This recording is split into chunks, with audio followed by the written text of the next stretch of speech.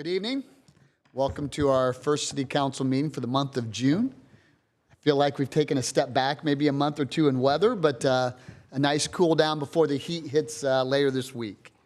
If I could have everybody stand for our Pledge of Allegiance, followed by an invocation by Jeremiah Gibbs of the Christ United Methodist Church. I pledge allegiance to the flag of the United States of America and to the republic for which it stands, one nation, under God, indivisible, with liberty and justice for all. If you would, bow your heads with me in prayer.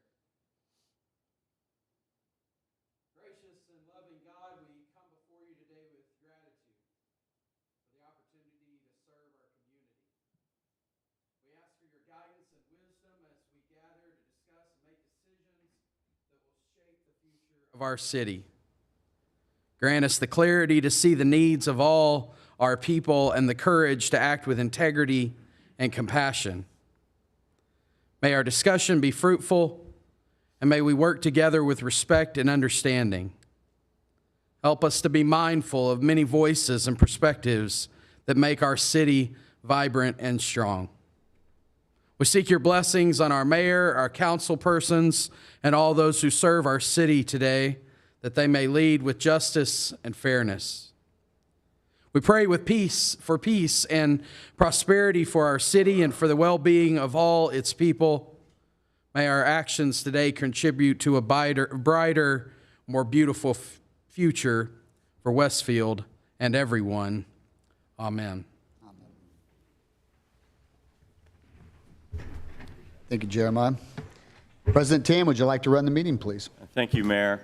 May we please note the presence of quorum. Marla. Kurt Wanninger. Present. John Dart. Here. Joe Deppner. Here. Noah Herron. Here. Chad Huff. Here. Victor McCarty. Here. Patrick Tam. Here. We have a quorum. Thank you. We do have a change to the agenda this evening. We will be removing 24-33 from consideration this evening, which is the Common Council of the City of Westfield, Indiana, creating a new fund for general redevelopment purposes per some additional investigation by our city attorney and our redevelopment commission as well. Moving forward, we have the approval of minutes from May 28th, 2024. Assume those have had the chance to read them. Is there any a second? Excuse me, I need a motion and a second and any discussion. So moved. Second. We have a motion by Councilor McCarty, a second by Councilor Herron. Any discussion? Seeing none, may we call the roll? Chad Huff. Yes. Victor McCarty. Yes. Patrick Tam. Yes. Kurt Wanninger. Yes. John Dart. Yes. Joe Deppner. Yes. Noah Herron. Yes. Motion carries 7-0. Thank you. In front of us this evening as well, we have the claims for June 10th, 2024. I assume those have had the chance to review those. We need a motion and a second and any discussion as well. Make a motion to approve the claims for June 10th, 2024. Second. We have a motion made by Councilor Wanninger, a second by Councilor Huff. Any discussion? Seeing none, may we call the roll? Victor McCarty. Yes. Patrick Tam. Yes. Kurt Wanninger. Yes. John Dart. Yes. Joe Deppner. Yes. Noah Herron. Yes. Chad Huff. Yes. Motion carries 7-0. Thank you. Director Todd, do we have any individuals that wish to address the council this evening? We do. We have one. Great. Dave Miller.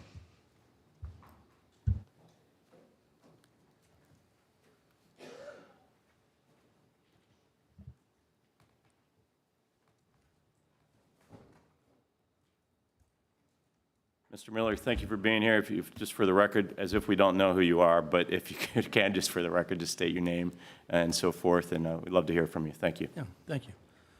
My name is David Miller. I live at 15978 Bridgewater Club Boulevard, Westfield, Indiana. I'm retired. I've got 2 businesses here in Westfield. One of the things that I've done during my retirement is decide that we really needed to capture the history of Westfield, especially the last 25 years. So I took it on myself about a year ago to put that together, and that's what this is today. And it's Westfield, a period of growth and progress. There were 42 different authors in that book, many of them, some of them in this room here today. And what it did is it just broke the city down into so many different categories. And hopefully, as we look back years from now, we can pull out the book and say, this is what Westfield looked like back then. And what I'd like to do today is give to you as a gift a signed copy of this book. And if you already have a copy of it, please pass that on to your children or friends. And if you don't mind, I'll pass them out. Thank you, Mr. Miller. Greatly appreciate it. And also, I wanted to commend you. That's quite an undertaking, particularly the number of authors and, frankly, some of the people that are mentioned in a great book, unfortunately, are deceased, but their contributions are duly noted to bring us where we are here today. But we greatly appreciate it. Yeah. Thank you. Thank you. And if it's okay, I'll pass them out. That'd be great.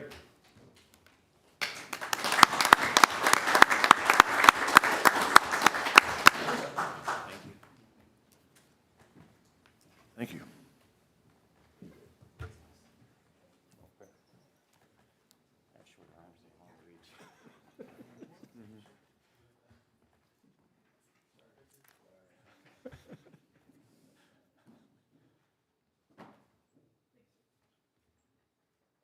Sure, thank you.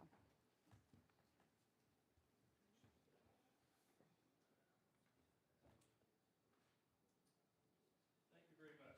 History is important. We have a rich history in this city, and we've tried to capture it. Things like Robert's settlement, things that you may or may not have ever known that's right here outside of Westfield. So take your time, read it. I hope you enjoy it. Thank you. Moving into old business this evening, we have ordinance 24-25, the Vita PUD. Ms. Gillingham from our planning department is here to do a staff report as well.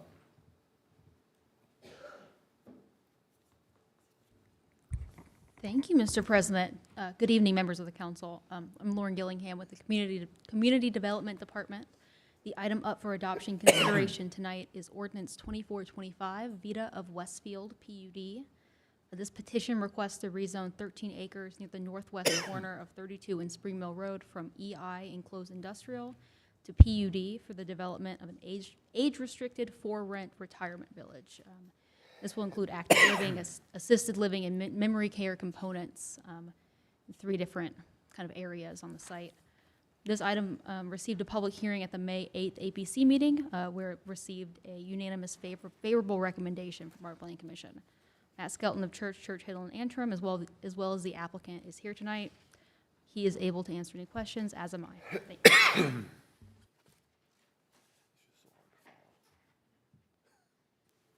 Thank you, Ms. Gillingham. Mr. Skelton?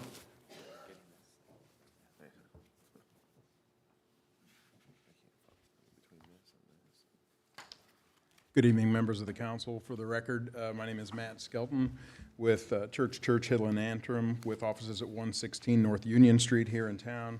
With me this evening is Zeke Turner, along with Melissa Turner, his spouse, with Vita Investment Holdings.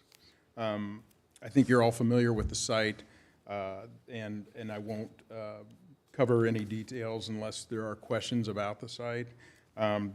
Vita is pleased to be returning to you with a unanimous favorable recommendation from the Plan Commission.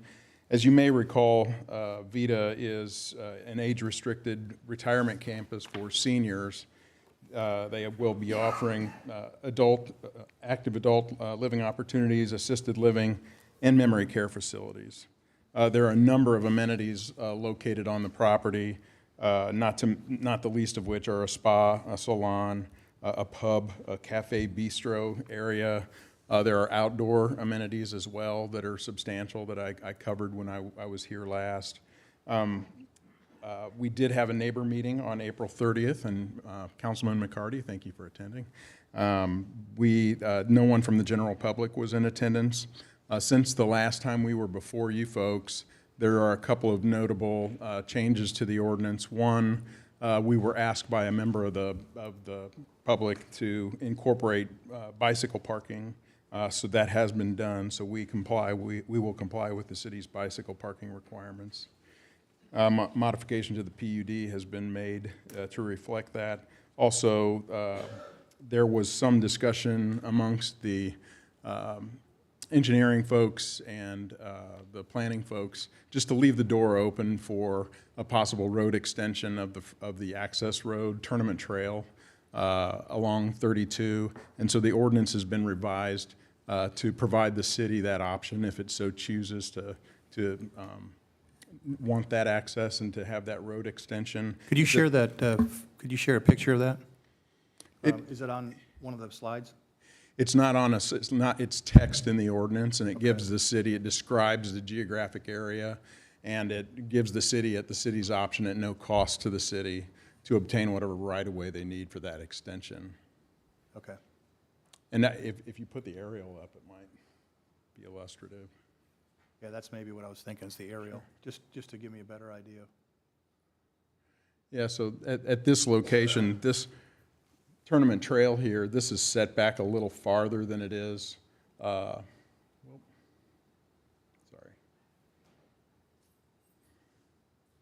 Yeah, this right here is set back a little farther than it is farther east, but it aligns with this road cut here that has been constructed for this project. So this would allow the road to come here and assume its normal alignment, like farther east, would be just south of this property line. So basically, the ordinance has been revised to provide opportunity for that extension from here, dipping down below that wetland area.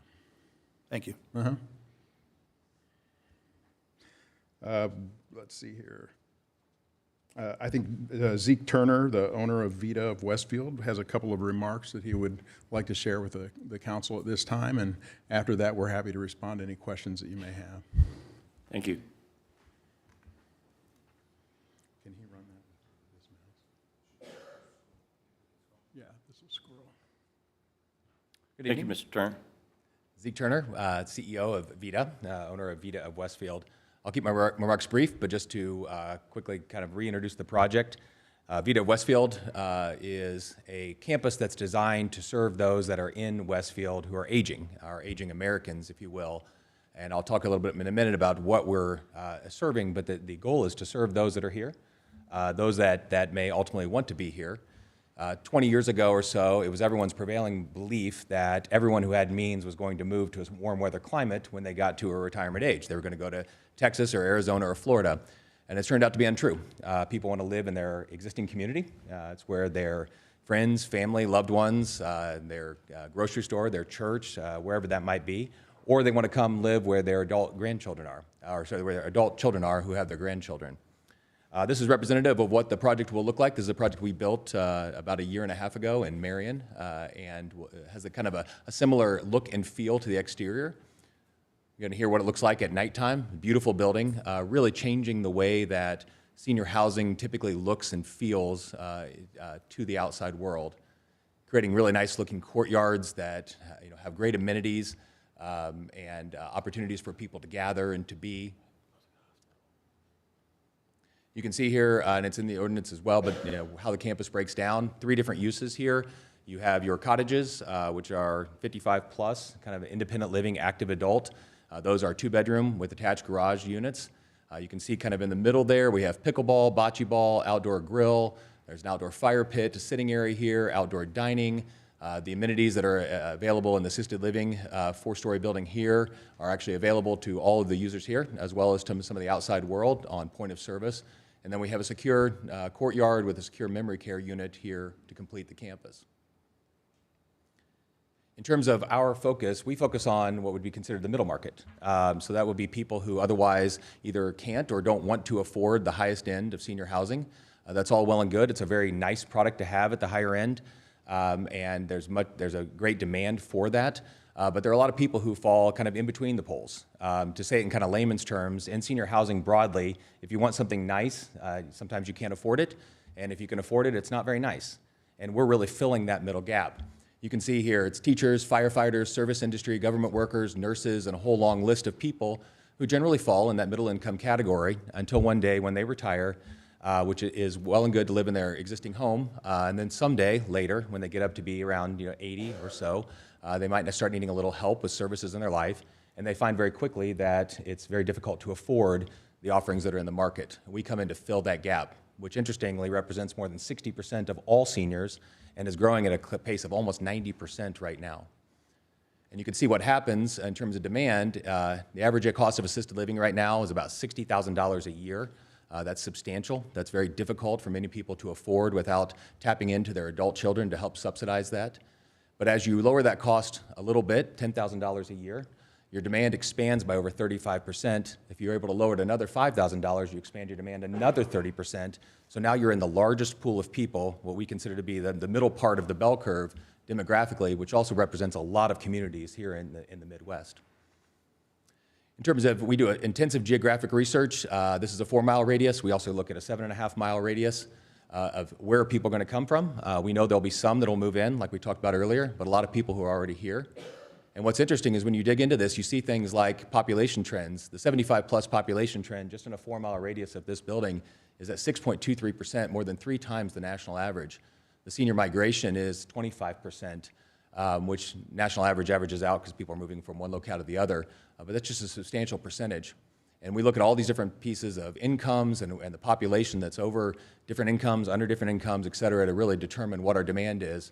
And our 164 units will go into a pool of demand that includes everything built, currently under construction, or has been approved. And our 164 units will go into a demand pool that's really 400 units plus strong. So there's just deep demand here and really a lot of pent-up demand for new housing in this space. And then we do a lot of also intensive economic research. This is from Applied Economics, whose Westfield has used in the past to study these projects and ultimately what are they going to produce for the local market. We're going to be in this project a long time, at least 10 to 15 years. And we look at this and they determined that over the initial 10 years of this project will have over $105 million economic impact to Westfield, which we couldn't be more excited about. That's all I have for the evening. If there are any questions, I'll take those. Otherwise, we can. Any questions for Mr. Turner this evening? Councilor Dart. Not a question, just a couple of comments. So thank you for the detailed information that you both provided. And there are a decent number of questions by the councilors over the last couple of weeks. So everybody on the council met with the two of you within the last 45 days. Questions came up. You were there to answer the questions in detail and I think put this group at ease about this project. So I just want to thank you for doing that. I think this is going to be a great product for the city of Westfield. And while there's 9 companies that already have similar services here, I was just doing the calculation on some of the numbers you provided, and it's still a total of 800 units, whether it be independent living, memory care, assisted living. 800 units is not a lot in a city of 60,000 people. So I think it's a much-needed product and one that's probably going to be even more required and requested in the future. So we're excited about the quality of this project, and I thank you for your time. Thank you. Any other questions or statements from any other councilors? Seeing none, we need a motion and a second, as this is old business, and any potential discussion after that. Motion to approve ordinance 2425 Vita PUD. Second? We have a motion made by Councilor McCarty, seconded by Councilor Dart. Any further discussion? Seeing none, may we call the roll? Patrick Tam. Yes. Kurt Wanninger. Yes. John Dart. Yes. Joe Deppner. Yes. Noah Herron. Yes. Chad Huff. No. Victor McCarty. Yes. Motion carries 6-1. Thank you. Moving along to ordinance 24-30, NAGM PUD. We have Mr. Rogers this evening to give us a staff report on this project. Thank you. Yep, thank you, President, members of the council. For the record, Weston Rogers with the Community Development Department. The item before you tonight is the proposed NAGM Planned Unit Development District. This petition proposes to rezone roughly a 1/2 acre piece of land located southwest of the intersection at Jersey Street and Mill Street, and this would be for the development of a sit-down restaurant. The proposed ordinance includes a site plan and architectural elevations, both of which would be required to be developed in substantial compliance. Additionally, within the ordinance language, site elements such as site landscaping, parking standards, and also streetscape design standards are addressed. This item received its first reading at the May 13th City Council meeting, and a public hearing was held at the June 3rd APC meeting, where the Plan Commission voted to waive the workshop requirement and forward a favorable recommendation to City Council. With that, Matt Skelton of Church Little Antrim is here tonight to provide a brief presentation on this item. Both the petitioner and staff are available to answer any questions should the City Council have any. Thank you. Thank you. Mr. Skelton. Good evening, Council. Again, Matt Skelton with Church Hill and Antrim. With me this evening is Henry and Shelley Najum, owners of what is to become H Steakhouse. I think the staff has done a good job of reorienting you to the site.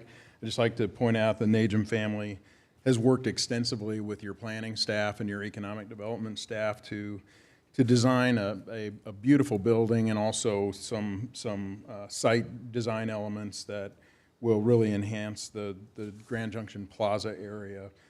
We believe this use will not only functionally contribute to the plaza, but also aesthetically. Since we were last before you, just a couple of points. There have been some streetscape improvements that the city has developed during the course of this process, our zoning process. And before you here on the screen, these have been incorporated into the ordinance. The owner is willing and able to make those improvements, and it should dress up that area. I believe the intention of the city is to carry this forward in the general vicinity as well, beyond the borders of this project. And then lastly, we were asked to restrict our permitted uses down to a sit-down restaurant, and that's been done. So with that, I know the Najum family is eager. They would like to be open as early as possible next year. And I think he has a brother in the business, so he may be able to pull some strings and make that happen. So with that, I'll happy to respond to any questions you may have. Thank you. Thank you, Mr. Skelton. Any questions, comments? I do want to say just publicly to thank Mr. Najum for agreeing to the streetscape changes. Unfortunately or fortunately for us, we have a great business partner willing to do these things, particularly as we look at new streetscapes for our core downtown. We appreciate you taking the lead on that. Know that is something that we asked for after, but we greatly appreciate your leadership on that. Thank you. Thank you. On this ordinance this evening, we need a motion and a second, and then any other discussion as well. Motion to approve ordinance 24-30, the Najum PUD. Second. We have a motion made by Councilor Dart, a second by Councilor Huff. Any further discussion? May we call the roll? Kurt Wanninger, Yes. John Dart, Yes. Joe Deppner. Yes. Noah Herron. Yes. Chad Huff. Yes. Victor McCarty. Yes. Patrick Tam. Yes. Motion carries 7-0. Thank you. Ordinance 24-31, which is a Springwater PUD amendment. Mr. Collingwood? Oh, we got an upgrade. Well, if he's not here, we can have fun. I am so glad you guys think so. Thank you, President, members of the council. Lauren Gillingham with the Community Development Department. I am filling in for Ryan this evening. The item presented before you is the Springwater PUD Amendment 1 proposal. Subject real estate comprises approximately 41 acres on the east side of South Union Street, about 1/3 of a mile north of East 161st Street and the Westfield Boulevard roundabout, as you can see on the screen right there. For context on the Springwater development, the zoning was established back in February of 2022 via Ordinance 2152. This amendment proposes text modifications to the existing ordinance to align with the character exhibits established within that 2021 ordinance. The extent of text modifications can be seen within the red line exhibit. This outlines the text changes that will be provided within the proposed ordinance, as is also outlined in Ryan's department report. It is before you this evening for adoption consideration. I did receive a unanimous favorable recommendation at the June 3rd APC meeting, where they also decided to waive the workshop.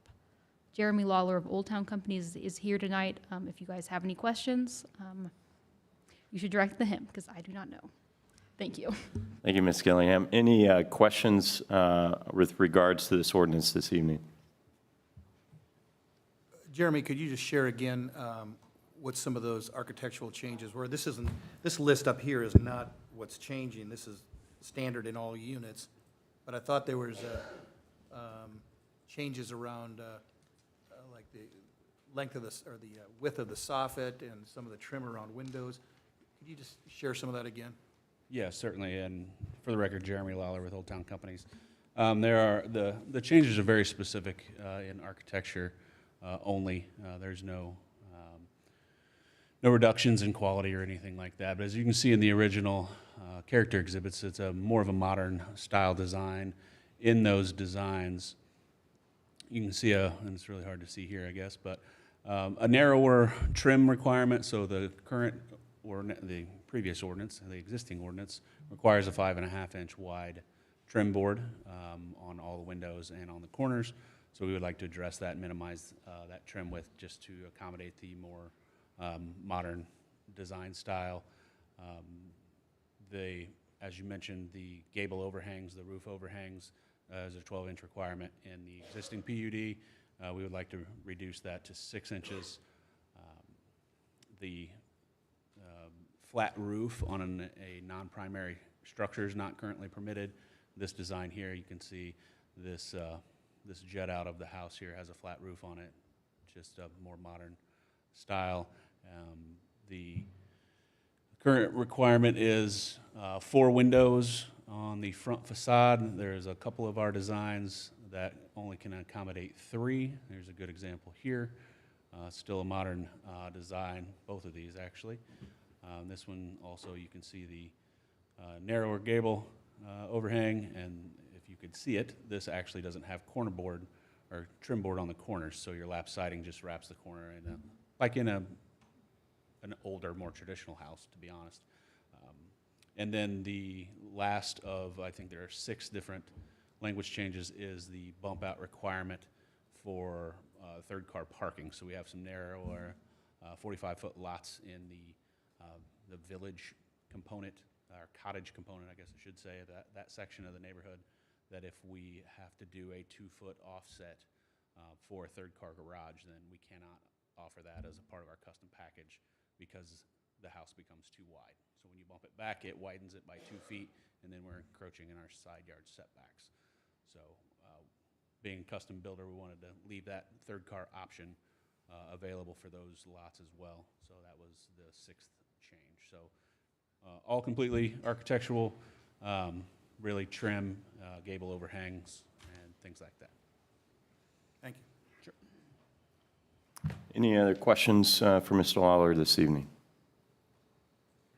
Seeing none, can we have a motion and a second, please?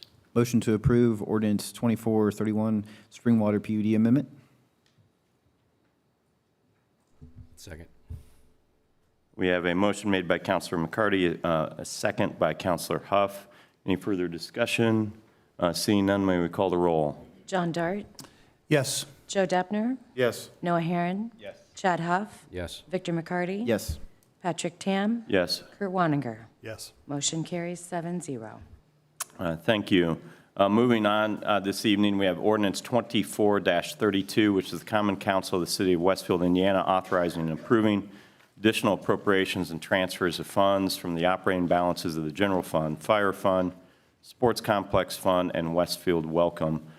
Presenting this evening is our Chief of Staff, Danielle Carey-Tolan. Thank you. Ms. Tolan. Good evening, council members. Yes, for the record, Danielle Carey Tolan here. Before you, you have an ordinance that we have presented to you for the council adoption today. Meeting with all of you significantly one-on-one, we do have some reductions based upon just discussions with each one of you.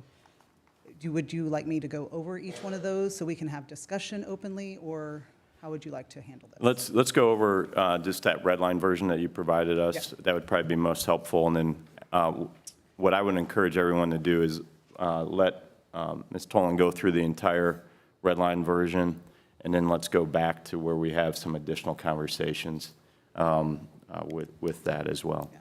So each one of you do have a red line version in front of you.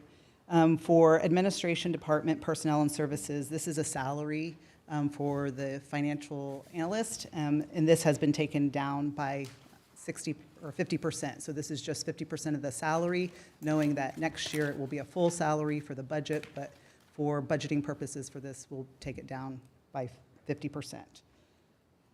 The next two items for other services and charges and debt services stayed as the same. The next edit was for facilities and events of other services and charges, and we reduced that by half, by $600,000. Parks Department, other services and charges, we reduced that by $1.2 million, so it's just $60,000. And if you want me to go into additional explanation, please ask. I think we could probably do that when we go back and visit this. Economic Development Department personnel, this is again another salary, so we have to reduce that by half, again, just for the 6 months services, knowing that next year that the full salary will be in the budget. Economic Development of other services and charges, $50,000 was striked. For IT Department for personnel services, again, this is a salary, this is just 6 months of the salary going in there. IT Department of other services and charges, that stayed the same of the 107. Mayor's Department of other services and charges has been dropped down to $160,000. Council Department of other services and charges, I was asked to strike that. Communications Department of other services and charges, we took it down to $20,000. Your red line is wrong. It was my typo. So it will be $20,000. Is the request. So for that, just sorry to interrupt, Communications Department number 020, other services and charges, 120 will go down to 20. And that, Yes. what's in that bucket again, Danielle? What's in that bucket? Currently, Yeah, That- just, that was for advertising and apparel for that one. And the only other red line in it would be on your guys' back page for capital improvements for Grand Park. We took that down by $250,000. There was a duplication. IT and both IT and Grand Park submitted the same proposal for increase of control accesses, updates for Grand Park. So that was $250,000 that was duplicated. So that was a reduction there. And then But I'm happy to. anything, so if we can start from the top, so we understand the 6 months, so just for the public's knowledge, the original request was for a 12-month salary. Correct. We're really only appropriating 6 months. So the salary pieces, we're agreeing with the mayor on the need for, frankly, all the salary new positions in this consideration, but frankly, we only need 6 months of an appropriation for those items. The next item, which is Administration Department number 001, Other Services and Charges, which is $320,000. I know there was some council comments and some concern that were shared directly with you, with the mayor, and with others with regards to specifically, there's several items in that bucket of dollars, if you will, but specifically about bridge builders, consulting contract. Could you care to talk about that, what the need is there from the administration perspective? And I don't know if the mayor or you would like to talk about that this evening. So I don't think there was any issues with Advisa, so I won't dive into that. That's something we've been doing since I took office. And again, it's just a cultural analysis and a recalibration of what we're trying to accomplish with the staff. The bridge builders is kind of it builds off of what we're already doing with Advisor with that investment. This appropriation will just handle 3 departments within the city. It's not going to handle all of them. We're going to come back to you next year with the remaining balance to get the rest of the staff trained up. But it's going through, we're literally going through every nook and cranny of our city. We're pulling the layers of the onion back one at a time. This looks at a lot of SOPs, job descriptions, procedures, and we're building from what we're doing at Advisa to recalibrate and reestablish procedures within the department. So it's a necessary piece. Advisa gets us about 70–80% there. This will get us to the finish line. I know there's been some concerns around, does the city have the bandwidth? I wouldn't ask for it if I didn't have the bandwidth to do it. This is something we're committed to. It's important. It's got to be done now. Waiting makes no sense whatsoever. If we wait 2 or 3 years in my administration, I may be a one-term mayor. And so trying to address this stuff when you're 3 years down the road, I don't think that's a way a new administration wants to try to reestablish and put their own fingerprints on how the city operates moving forward. So I'd ask, I know that some of you aren't excited about that, but it's something we believe very strongly in. It's something my transition team spent a lot of time developing and strategizing on, and this just is that last piece of that puzzle. I would also like to add, sorry, Mayor, is that this is not just looking at whatever those things, that the policies and the SOPs and the job descriptions, but it also will address the gaps and opportunities in those departments. And also they will come back and do the training with those departments once everything is completed. Yes, Councilor Dart, thank you. My comment, and I think this came from another council member as well, is that it's a $135,000 request for the next 6 months. It could be double that for all of next year, because I think you're proposing 3 departments, the work to be done in 3 departments, and you've got 3 times that need to be done, right? So this could be a $300,000 request when it's all said and done to do all the work that you want to do. The question is the city better off hiring a person for $125,000? Because you're going to spend $400,000 on this over the next 2 years, and the work likely won't be done. Training always needs to be done. SOPs always need to be updated. Job descriptions need to be updated. Training needs to be done. I was wondering if we're better off as a city to put a full-time person in that role, and versus paying a consultant, which is going to walk away, and somebody then still has to be trained and educated on how to make this continue. Well, first off, finding somebody with this skill set's finding a unicorn in a community. So the amount of time and energy it would take for us to go find that person, who knows how much time it would take to recruit. Second, I've never been a fan of hiring somebody when I can only look them in the eyes and say, you've got 12 to 24 months of employment. I don't know in this job market how you attract people with that kind of short-term employment, because once this work is done, I have nothing for this person to do. This is exactly why you have consultants out there. They bring a level of expertise in this niche. They come in, they do the work, and we move on. And so we believe this is the right approach moving forward. I respectfully disagree, but I appreciate it. Yeah. Absolutely. Any other questions, comments from councilors? Councilor Waniger, you used to work for the city. Care to elaborate just some of your experiences from the past, if you will?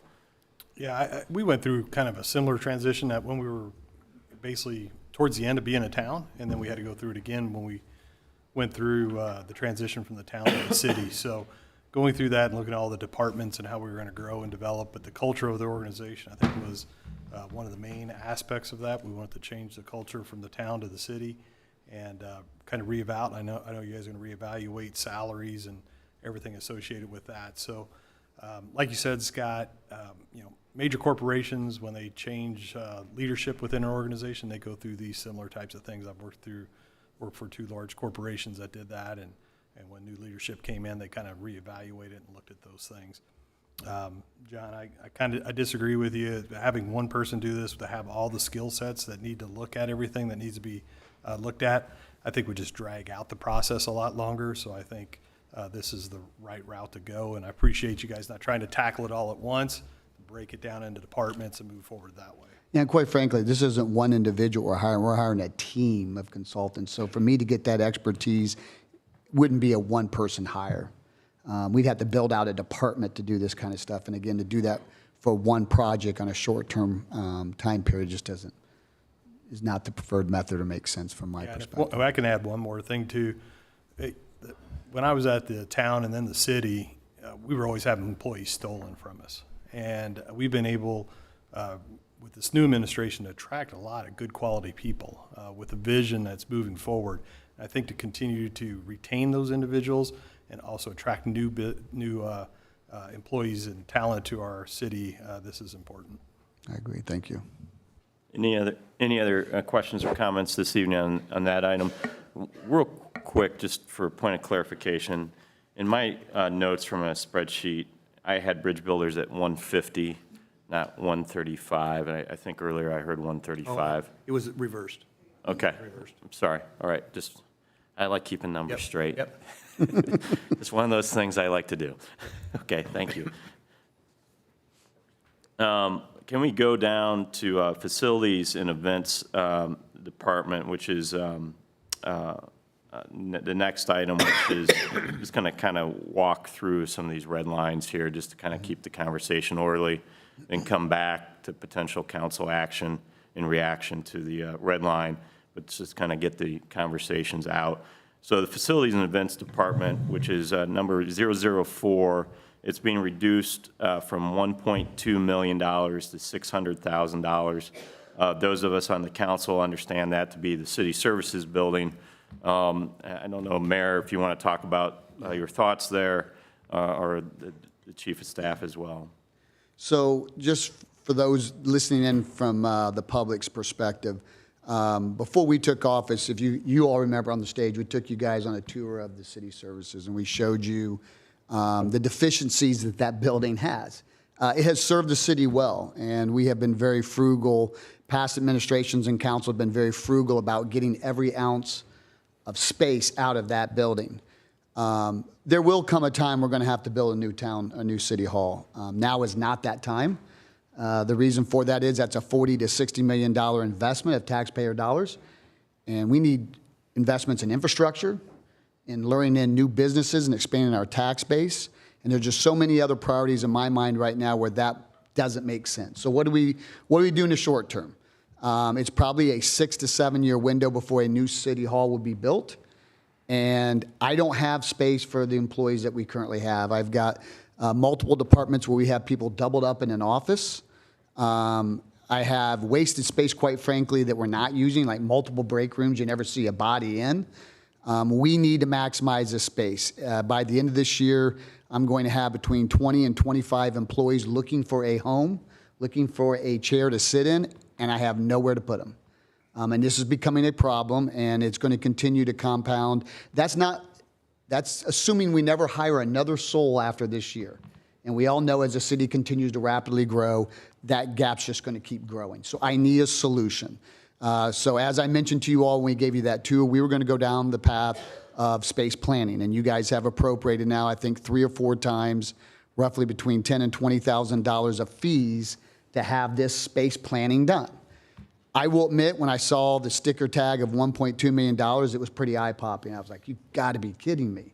That's way more than I ever thought about investing into this building. But it has to be done. And I understand your all's concern of that's a high number for a building that's only going to last us another 6 to 7 years. So the compromise I would offer up to you is this. Give me half of that $1.2 million. That allows us to go out to the market and have construction firms bid on the project, because now you're showing support with an investment in the project. We're happy to bring a couple of council members into a task group to look at this design and look at every nook and cranny of this plan to make sure we're not overspending, but we're providing space that's going to fit this staff currently and projected growth over the next 3 to 7 years. And if we can't fit it into the $600,000 box, you all will come back to you all with an additional appropriation. You will have a voice in this process, so hopefully there'll be buy-in from the get-go. And if we can cut and find ways to re-engineer this plan to keep it at $600,000, that's even better. But if you don't appropriate anything, if you take it down to zero, I'm stuck with no plan. We have to hit the reset button on appropriation, which is 30 to 60 days to get approval. And again, I can't do anything. And when these Grand Park employees come over, I've got 10 people coming over in the next month, I got nowhere to put. I can't even take a conference room, gut it out, and slap cubes in it and put 6 or 8 employees into a cube village in one of our existing conference rooms because I have no cubes and I have no budget to buy them. So this is, I think, a good compromise to get the ball rolling, bring you all in into the final stages of the planning, and make sure that we have a project that makes sense to get us through these next 6 to 7 years. Thank you. Councilor Waniger. Just a little history on the City Services Center. There's John Rogers sitting in here, Jeremy Lawler, Melody Jones, Kevin Todd. When we originally built that City Services Center, it was only supposed to be 1 story. And while we were doing that, we went from the town to city transition. We added a lower level. And then we realized the city was going to continue to grow, so we added a 3rd story to the building, and we were going to leave it shelled out.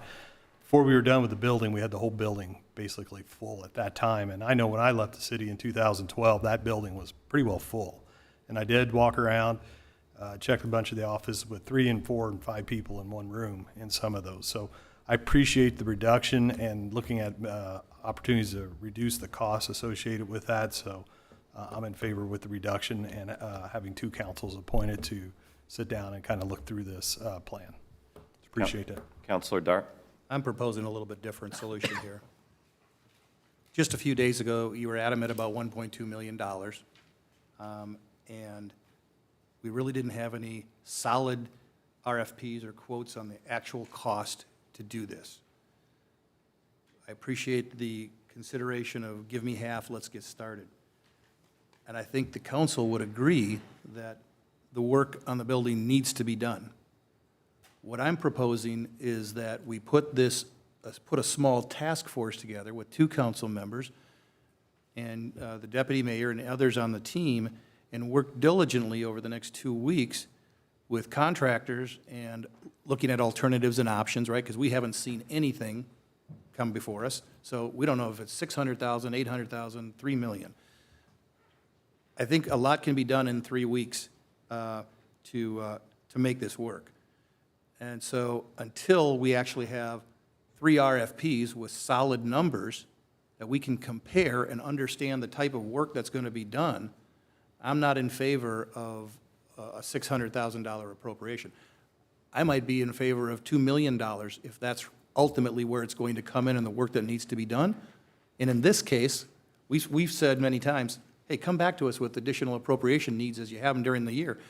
In this case, I would prefer to get it right the first time.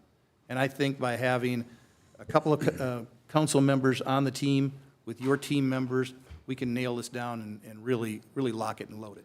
Well, the thing that you're failing to mention, though, is then we have to go back through the process of an appropriation, which starts at ground zero, has to be presented, has to settle for 14 days, and then come back for a vote. The other piece to that, too, is, as you and I discussed, that's unfortunately, government doesn't work that way. You don't get RFPs for a project that has no funding source or any support from the council. If that's the way we're going to operate as a city, then my goodness, we got a lot of work to do for this next budget because we've got a lot of things we're going to ask for you guys to fund without any bids. Our comprehensive infrastructure plan is estimates from John Nail, where he's looked at the project and said, this is what I'm estimating it to cost. You don't bid it out, and I can assure you these engineering firms and construction firms are not going to spend a dime of their money putting together a proposal, which is very intense from a people perspective to get this work done, on a project they don't know is even going to get funded. Would you do that as a business owner? It doesn't work that way. I understand maybe at Delta Faucet, that's the way it worked. It's not the way it works in corporate America, because unfortunately, in a city... Delta Faucet Company is corporate America. That is I'm sorry, I misspoke. That may be how it works in corporate America. It doesn't work that way in government, because the reality of it is I am the CEO of the city, and I can't spend a penny without 7 people voting on it. So it is different, and it just is what it is. I appreciate what you're saying. I would prefer a different route for the reasons I've already stated, but I appreciate where you're coming from. And just so you know, the $1.2 million we got is a fully bid out project. Yes, from one company. Now let me finish, John. I let you finish. Now let me, I know you're dying to argue with me, but let me finish. Meyer Najum went through a bidding process with all of their vendors to come up with this $1.2 million. Do I think we can get it for less? I do. I think if we send it out, which we will, the process will be to get 3 bids. We've already got 1. We will get 2 more that may be less than 1.2 million. But I'm just telling you right now, without any support from the council of any kind of appropriation, nobody else is going to bid on it, and you're going to have Meyer and Najum at 1.2 million.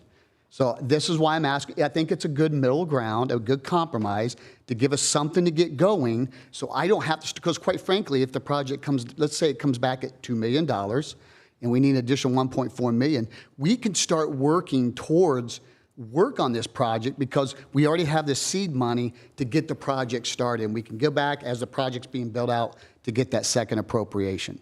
That's why I'm asking for it that way. Now you can tell me at your points. Thank you. If we had Meyer Najum quoted with no commitment, then I guarantee you I can find 2 general contractors in the city, I know them all, that would come in and actually give us a hard quote. Number 2 is, if this takes an additional 45 days, let's just say it takes another 40 or 60 days, is that all that bad when we're looking at an investment that is supposed to last us 4 to 6 years before the new city hall gets built? I don't think 45 days is a long time over the next 4 to 6 years that needs, in the length of this project. And that's what I'm saying. I get it. We want to move. We want to move fast. But I just think that this council, or at least a couple of committee members here, or members of the council on a committee, could provide some valuable input, and we'd be aligned all the way along. And I'm committed, I think along with Kurt, I'd be more than happy to be on the committee and move this process along. I've got the time to commit. So that's my comment. Thank you. Can I add something just really quick? When we're going through this, it's important to remember that for this type of work over 150,000, there's a procedure through the Board of Public Works and Safety. So it has to be bid out in a certain way, and there's a very long statute that covers the process, and it's pretty lengthy. Thank you. Councilor Deppner, I know you've had some questions and comments about this process as well. You care to share those this evening? Or? Well, I mean, I think it's nothing new. I mean, we talked, and I respectfully disagree. I believe that the new building needs built now, and sooner than later.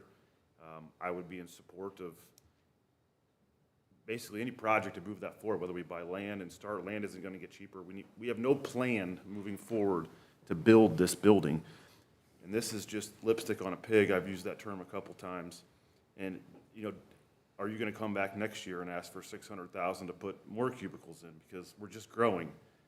And I don't see a plan there. I kind of support John's idea there. I would like to see what this 600 covers. I do understand that there is a need to do something, right? You have to do something. You're strapped there. I would be in favor for something less than 600, but without a plan in place and what it's going to look like next year and the year after.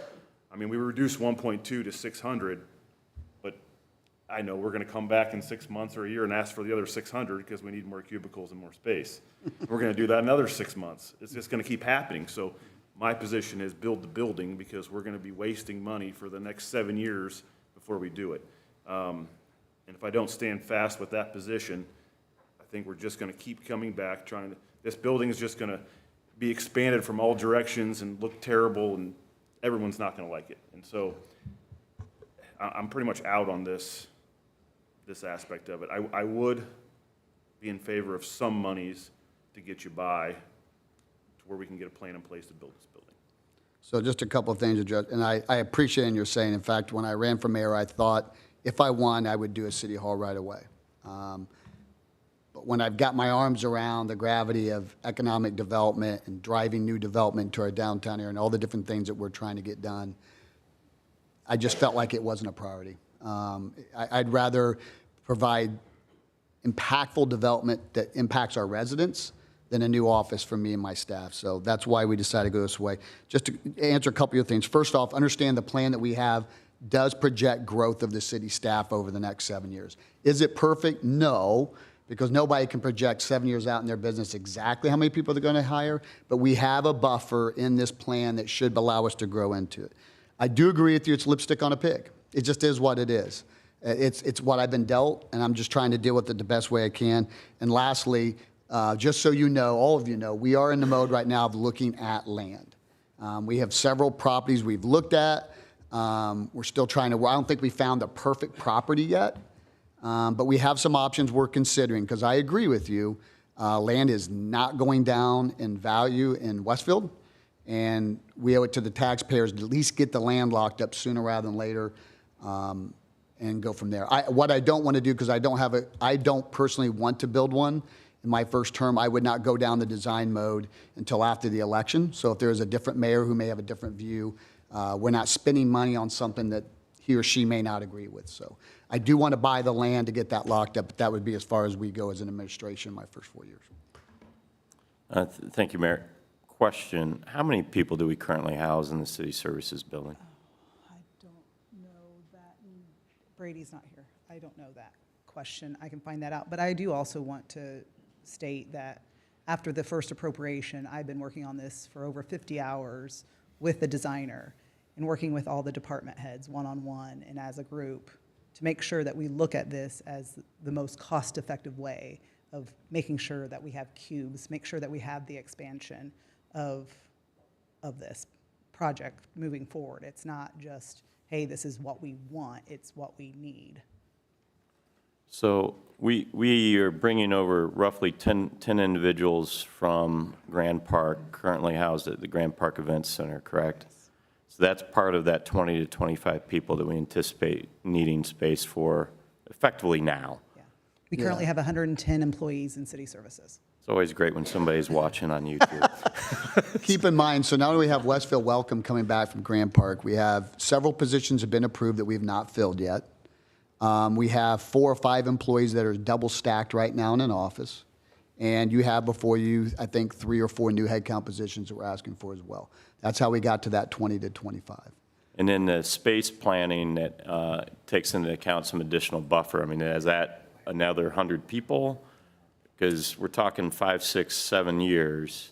So I have buffered in about 30 cubes extra. And then we also have, I don't know the exact count offhand, but I know I have at least 9 focus rooms for those cube people that can go into other offices when they need Phone private rooms call, and those yeah, types phone of rooms, things, yes. okay. So those could eventually be turned into offices later. But I know I have at least 30 extra cubes for the future. What's the cost of a cube? Do you know? No, because I was going to work with the designer on, she was going to I help get those I can at cheap unfortunately cost for us. tell you, and a lot of my really nice office furniture, I would encourage you to visit Student Impact because I've changed how I office too. Student Impact has all really nice office furniture. I have no idea where they got it from, maybe me. But but that's the piece where the secondary market is littered with really nice office equipment, for desks, cubes, so forth, effectively very cheap. At this time, I mean, I would encourage you to not to explore that market versus. That's where we were going, and then the designer also had contacts. Yeah, as as offices, whole floor plates throughout all of America are changing how they're doing office. So, Counselor? I mean, so I guess to come to a quicker solution, do we try to reduce this down to something that everybody's comfortable with? I have a feeling that once you go through the design phase, you're going to have to go through an appropriation again with us. So if we get them on the road rolling with $100,000, $200,000, like I think I could be okay with that. It kind of reduces the risk on our side for them to get a good design, to kind of come back to us. We'll have a couple of members from City Council on the design, I think, and communicating to us with the whole process over the next month, and then they have some money, seed money or whatever, to kind of get rolling with it, to find somebody. I'm not sure how big of a risk a contractor's willing to take, though, until we would appropriate the whole money. Well, I'm just saying, even if we give you 600, like, I don't think they're going to get started on a $2 million project and then just kind of, I mean, that'd be bad management. So I think we give them enough money to kind of get the ball rolling and then kind of stay with them and figure it out together. It's only 1.2 million. I know how I think John and I were bantering back and forth with $2 million. It's a $1.2 million project. Not bidding it out, I think we'll get it less. We chose 600,000. We thought that got us a significant enough the project done that if we decided to cut some things out, we could make it work at that number. So keep in mind, we have a plan. I don't know, maybe you guys disagree. I don't think the plan, the right option is to start over. It's to bring you guys in, sit down with the space planner, walk through what we laid out to her to get to this point. You guys say, hey, we don't agree with that assumption, or I don't like that idea. We can cut some things, and that space planner is much cheaper than us, than the construction side of it is. I think every time we paid her about $3,000 each time we brought an appropriation to you guys. So maybe it's a few $1,000s more, which you all appropriated, to have her make another chop to get. If you think if the concern is we don't think this is the best plan, we'll bring you in, we'll sell it to you, and if you don't like it, we'll make changes. If the concern is it's too much money, well, then we'll use her to cut it down into a number that we all agree. I think $600,000 gets us real close to if we had to just chop away at it. It's enough that I could get furniture and do it to space without doing any wholesale changes to get butts and seats. And so that's why I kind of chose that number. Is it perfect? I don't know. But I thought that got worst case scenario. I'm buying every conference room we have, including mine, becomes Cube City. And we have to do some rearranging of some break rooms. I think we can easily fit that into that box. That's why I chose that number. But you're not proposing the amount to do the work. You're proposing an amount to get the design completed and then come back with another. Well, are they, short term, like you said, cubicles, they have $200,000 or $300,000, whatever the number that everybody agrees to. They have money that a conference room could turn into a cubicle area over the next month or two until we get to, because we're going to need cubicles anyway. They're going to come up with creative solutions. It's just how much money do we want to give them?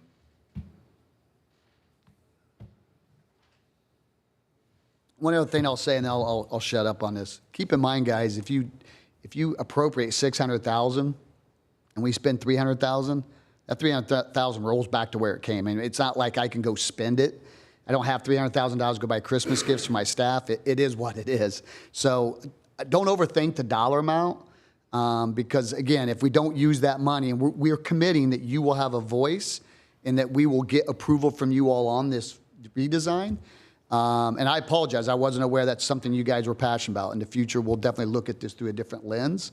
But to get us to the finish line, if we don't spend the $600,000, it's not like that money is ours to spend how we want. You control every dollar that's spent in this city. Any other questions or comments about this particular item this evening? Just briefly, I agree with many things that have been said, whether it be from my fellow councilors or mayor. My number one concern is just taking care of our staff, and the thing that I appreciate the most is extending the olive branch of us being able to create the task force, the group, committee, whatever we can call it. We have representation from council in terms of finance-wise, but then we have some buy-in from whether it be department heads or other staff members, just to collectively come up with some sort of agreement for the future that obviously something needs to be done now because we're going to have so many employees coming over and there's just not room for them currently. But trying to, as Deppner mentioned, and I agree wholeheartedly as well, that trying to come up with some long-term plan of where is new city hall, city services going to be, so on and so forth, but at the same time needing to get the ball rolling. So again, just wanting to make sure that our staff is taken care of. And I know over the next 2 months, it's going to be even furthermore packing in like sardines. So, this is the last thing I would say on this. I do know and I do believe there is a need of what you're saying, and I don't want to just be a complete no on this, which is where it currently stands. I might be, but what Noah was saying, I think makes sense to the extent of maybe we agree to a number, say cut that in half to 300, and then we get the plan in place and get the design. And if it is a little bit more and it makes sense and we can actually look at it and it is the least amount of money necessary, then maybe I could get on board with another appropriation for the rest of it. But when you say if you give me 600 and we don't use it, well, I know that, but if we give you 600, you're going to use it. Well, I'm pretty confident we're going to use at least 600. But I felt like it was cutting it in half. You're going to cut my half in half. I'll take whatever you give me, because worst case scenario, if we can't get to a solution, we can buy cubes and furniture that we need to buy. So I just need something to play with. And if 300 is a number you guys can shake your head to, then I'm all for it. And with that said, I think if the number is 300 and you want to come back and say, all right, council members, a couple, you and Kirk got on this committee, we came back and you said, okay, now it's 600, we need 300 more, and I can see the design, we might be able to get back on board with some additional. And Scott, for the public's view too, we had conversations regarding leasing space and those types of things. You want to kind of talk about that a little bit in regards to what we talked about earlier with the study and stuff for the city, the Unity. Yeah, we spend all this money on advisor to build a culture in your city, and then you take your staff and you put them in 5 different buildings. That makes 0 sense whatsoever. And when you look at some of the challenges that we have been facing, not only in the past, but with my current staff, community development's in the basement, and economic development's on the 3rd floor or the 2nd floor. So a lot of things fall through the cracks when you have departments that are divided when they should be collaborating together. I mean, you look at corporate America today, everybody says run a city like a business. Okay, great. Corporate America has shared workspace. It's a very collaborative environment so that people can get together and share ideas and come to solution. We right now are nowhere near collaborative. We don't have a collaborative space, and this will not provide that, but it will at least get everybody that needs to be on the same floor to at least, instead of Janelle walking down 2 flights of stairs to get to Kevin, and oh, by the way, he's not there, she climbs back up 2 flights of stairs, she can walk down the hallway, check in his office, and try to work through problems. I can tell you, anybody that's on my floor, I pop in their office all day long, we're talking about ideas, we're sharing things. Caitlin tries to lock me out of her office. I keep breaking in. It just is what it is. And I think everybody would agree when you have space that's planned out appropriately on how work flows, it just makes it much more collaborative.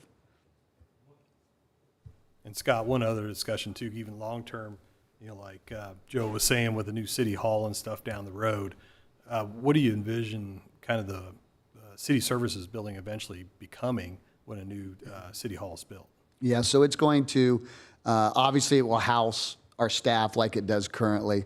We're going to bring a city court in when we go to a Class 2 city. We need to make that next step. Right now we don't have that ability, that capability, or that space. So we're going to plan so that we can have a city court moving forward. We have talked about potentially co-locating it with police headquarters or other types of government entities to consolidate resources.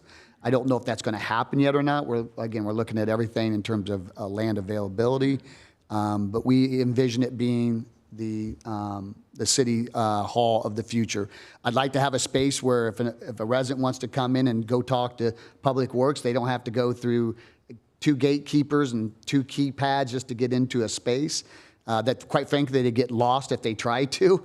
I'll know it's like a mouse trap in our city hall. It took me 3 weeks to figure out how to get to my office. So I want a space the public can access our employees better.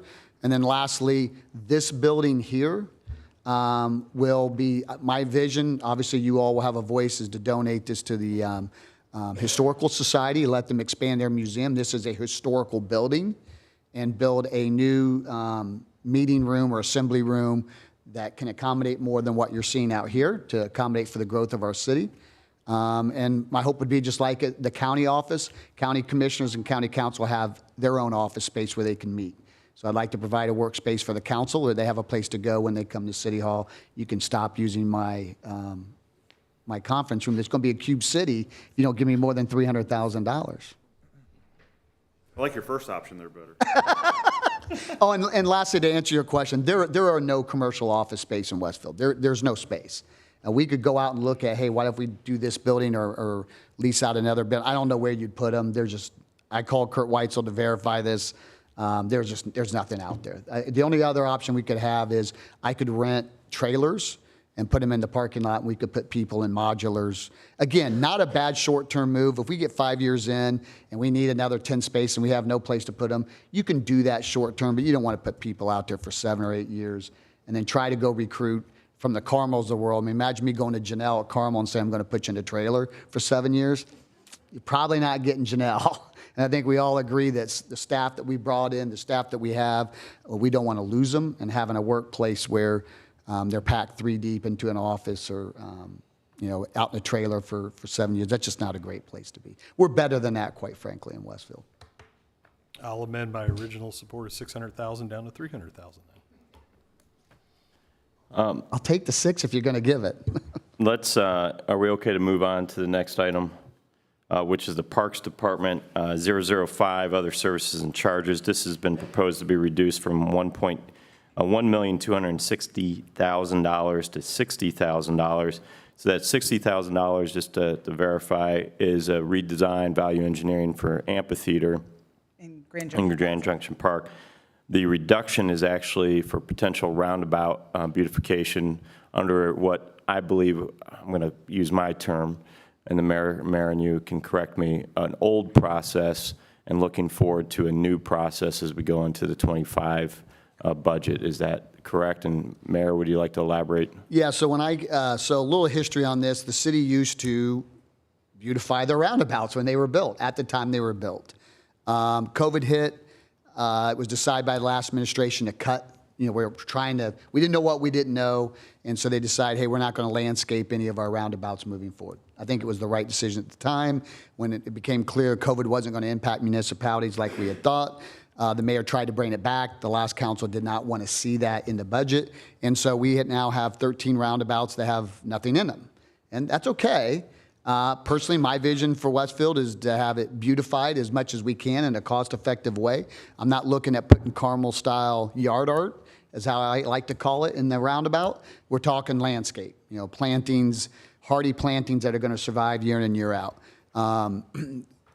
We have a plan over the next 6 years to get all 13 of those roundabouts caught up.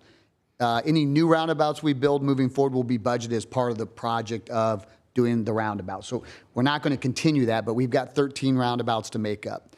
What we did is, again, we're not going to go out and bid a project, quite frankly, that we're not sure how you guys feel about. We took estimates from previous roundabouts. The first 3 I wanted to get done, 2 of them were in major entry points into the city we thought were high vis and needed a little bit of extra attention to it. So we took estimates from past projects and used that as the number I threw in there. One of them is a little bit less, and that's in an area that's just not so visible. If you want to cut that out, fine, we cut it out. I'm going to bring it back to you next year. But what we're going to do differently next year, John, I'm going to steal your idea of what you were talking about with bridge builders. We're going to be asking for a landscape architect because we're going to be doing this for a long time, and that makes sense to have that talent from within. So in the future, that landscape architect will design a plan, and we will bid it out to 3 landscape companies to bid on it. The way it has been done in the past when they do a roundabout is the mayor sets a budget, say $500,000, and they send it out to 3 landscape companies, and they come back with their best effort at that budget. And then he put together a commission with usually a council member or 2, city staff, the mayor himself, and they voted on which one they liked. I'm willing to do that for these 3 at $1.2 million. If you're not ready to tackle that, we can push that to next year. I don't have a problem with it. Just trying to start chipping away at it. That was the reason we put it in there. Yeah, I think, Mayor, that there's no issue that we want to have our roundabouts finished properly, all 13 of them. The question was more so from the council, is that really should be the number? Can we get more efficient, which frankly, you're addressing in your 25 budget, which I know your department heads are already drafting and submitting some initial proposals on. A landscape architect, too, is a growing parks effort, trail effort, and so forth. Having a talent of a landscape architect on staff, not just for this endeavor, but for all sorts of other endeavors that really add to the quality of place, which in turn is quality of life issues for our current residents as well as our future, is something that I'm personally pretty excited about. I think the time is now to do that. If we can get additional efficiencies, which I firmly believe with roundabout design, so be it. That would be fantastic. I don't know if any other comments on that item or. I would just note that it's been cut out of the red line version, but that is something I would support.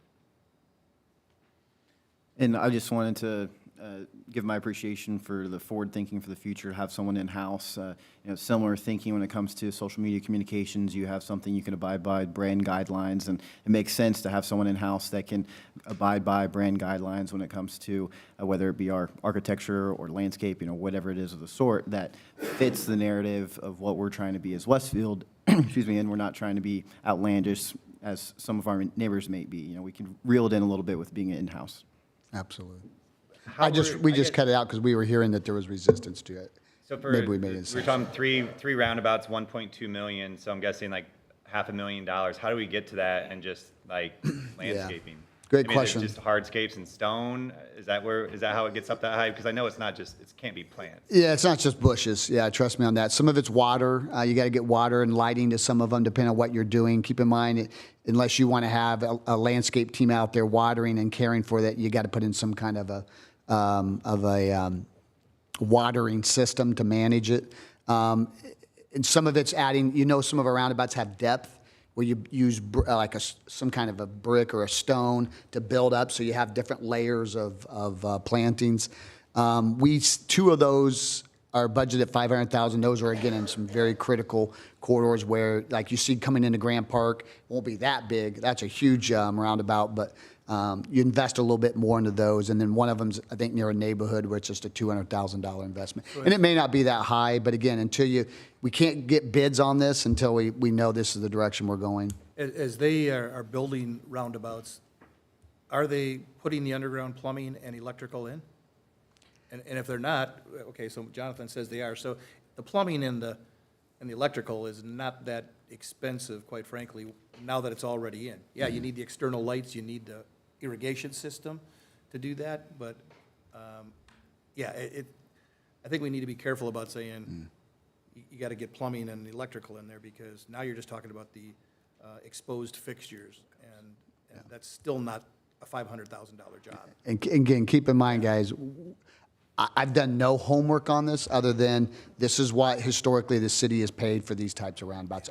We took historical data and we used that to budget. And that's how that's how we do all of our budgeting. Every roundabout, every widening, and you're looking at historical data. That's about all I can do. Again, if you want me to build out our 2025 budget with 3 estimates, it's going to take me about 3 years to get that done. I mean, it's just how it works. So the 1.2 million, I feel more confident in that number than maybe the city services. If you want to scale it back, scale it back. If you don't want to fund it this year and we have a better, more formalized plan next year, I'm okay with whatever. I don't want to argue over bushes and plantings and roundabouts. This is our plan. This is what we developed. If you don't like it, we can go back to the drawing table. Again, for you guys to consider. And for clarification, not all roundabouts have all the infrastructure below.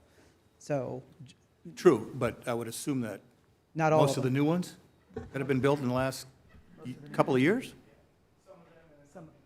some of them, but not all of them. Okay. So, And just from a transportation standpoint, Jonathan could probably speak a lot more intelligently on this than I can, but really, the landscapes, while it brings a nice aesthetic feature to the community, it also provides that visual obstruction for the driver that's driving down the road, so they don't just drive straight through them. For the roundabouts that you don't see landscaping in, you see the cuts through the center of it where they hit them at high speeds because they didn't see the roundabout, that visual obstruction in the road. So Well, and it the does state- provide a safety component associated with it. Yeah, and the state has standards around that. We have put in minimum requirements to be able to pass off with NDOT, but you want visually something as they're approaching that roundabout, knowing that, hey, this road doesn't go straight. Not saying that justifies a $500,000 investment in a roundabout, but you do need to do something in those roundabouts for sure. It is interesting. It's a contrary argument to the facilities when you said, if you give me 600 and we don't use it, you get it back. And I Same push thing back plays on in. that. This one's kind of the opposite, though. I mean, if you don't use the landscape money for the roundabouts, essentially it comes back to reappropriate. I don't think that's something that could be abused. You know, we're not going to overdo it.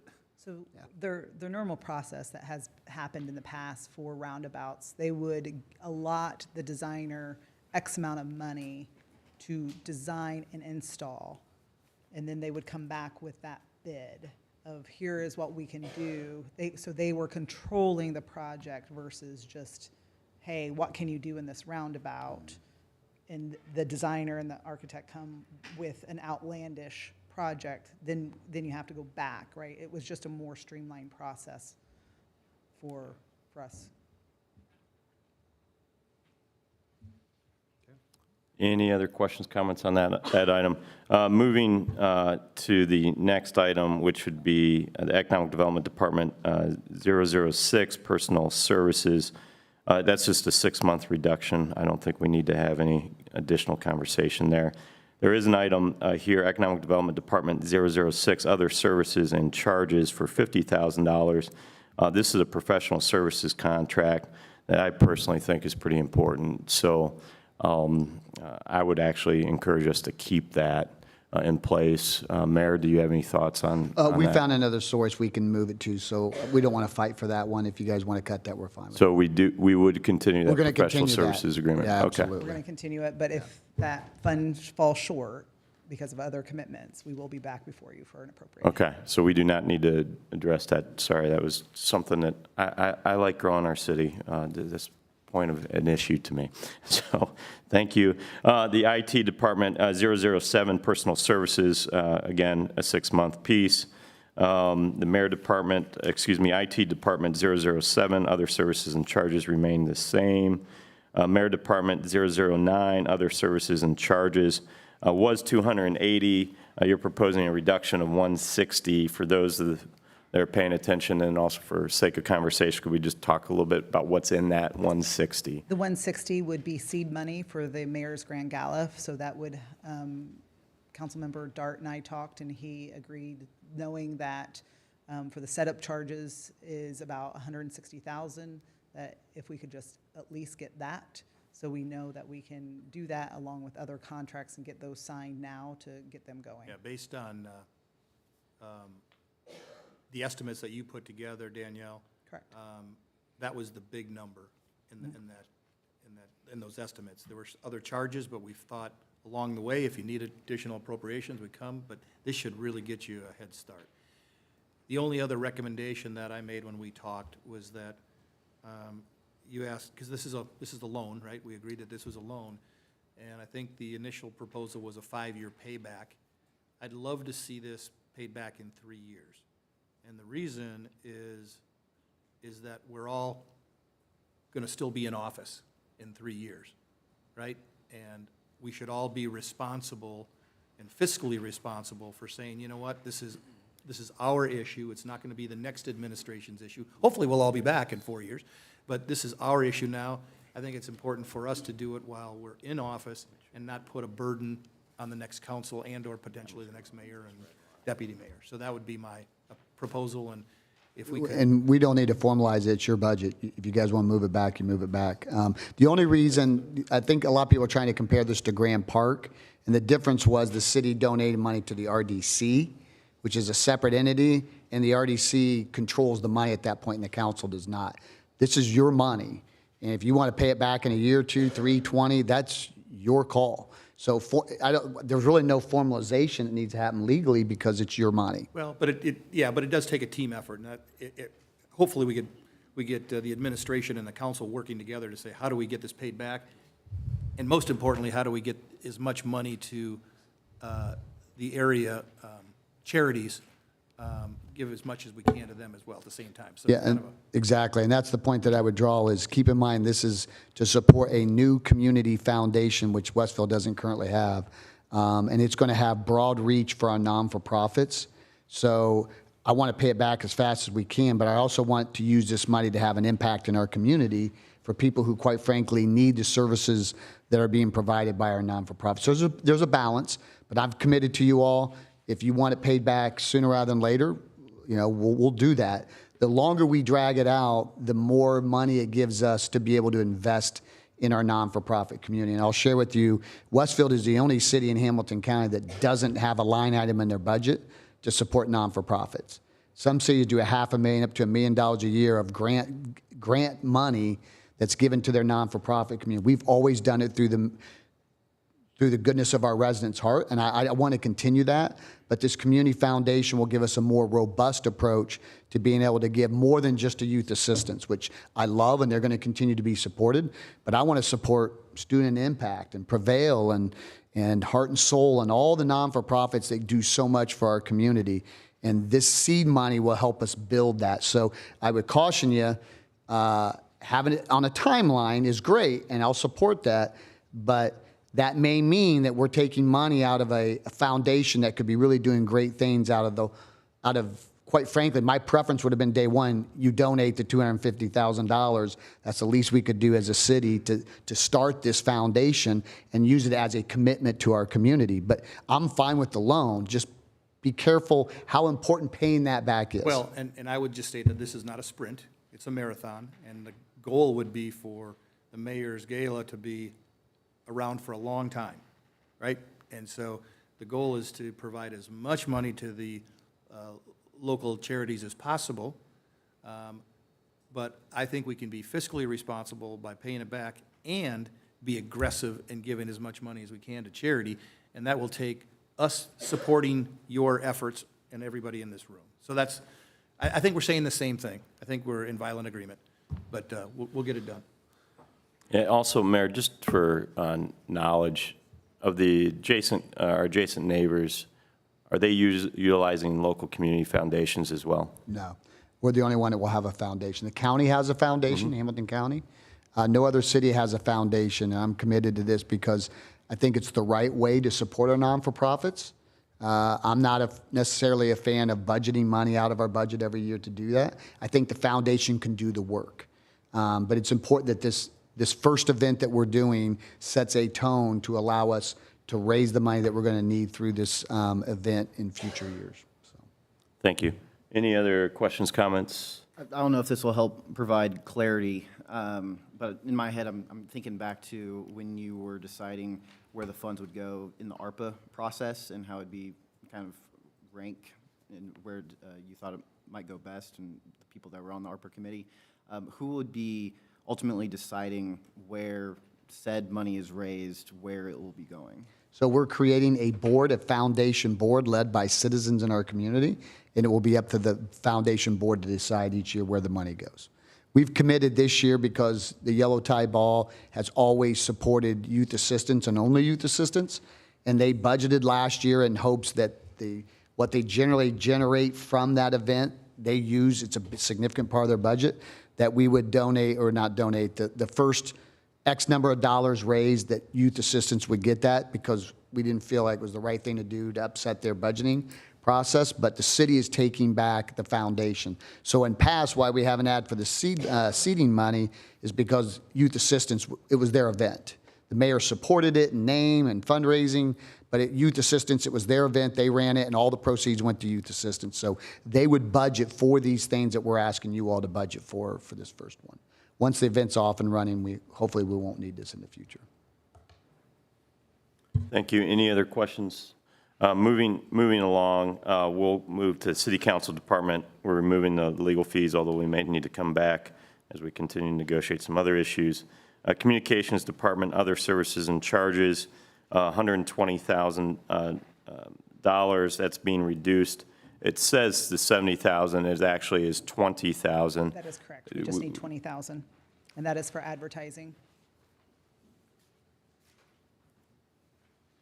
Any other questions, comments from council? Well, the city council department, we glazed over that.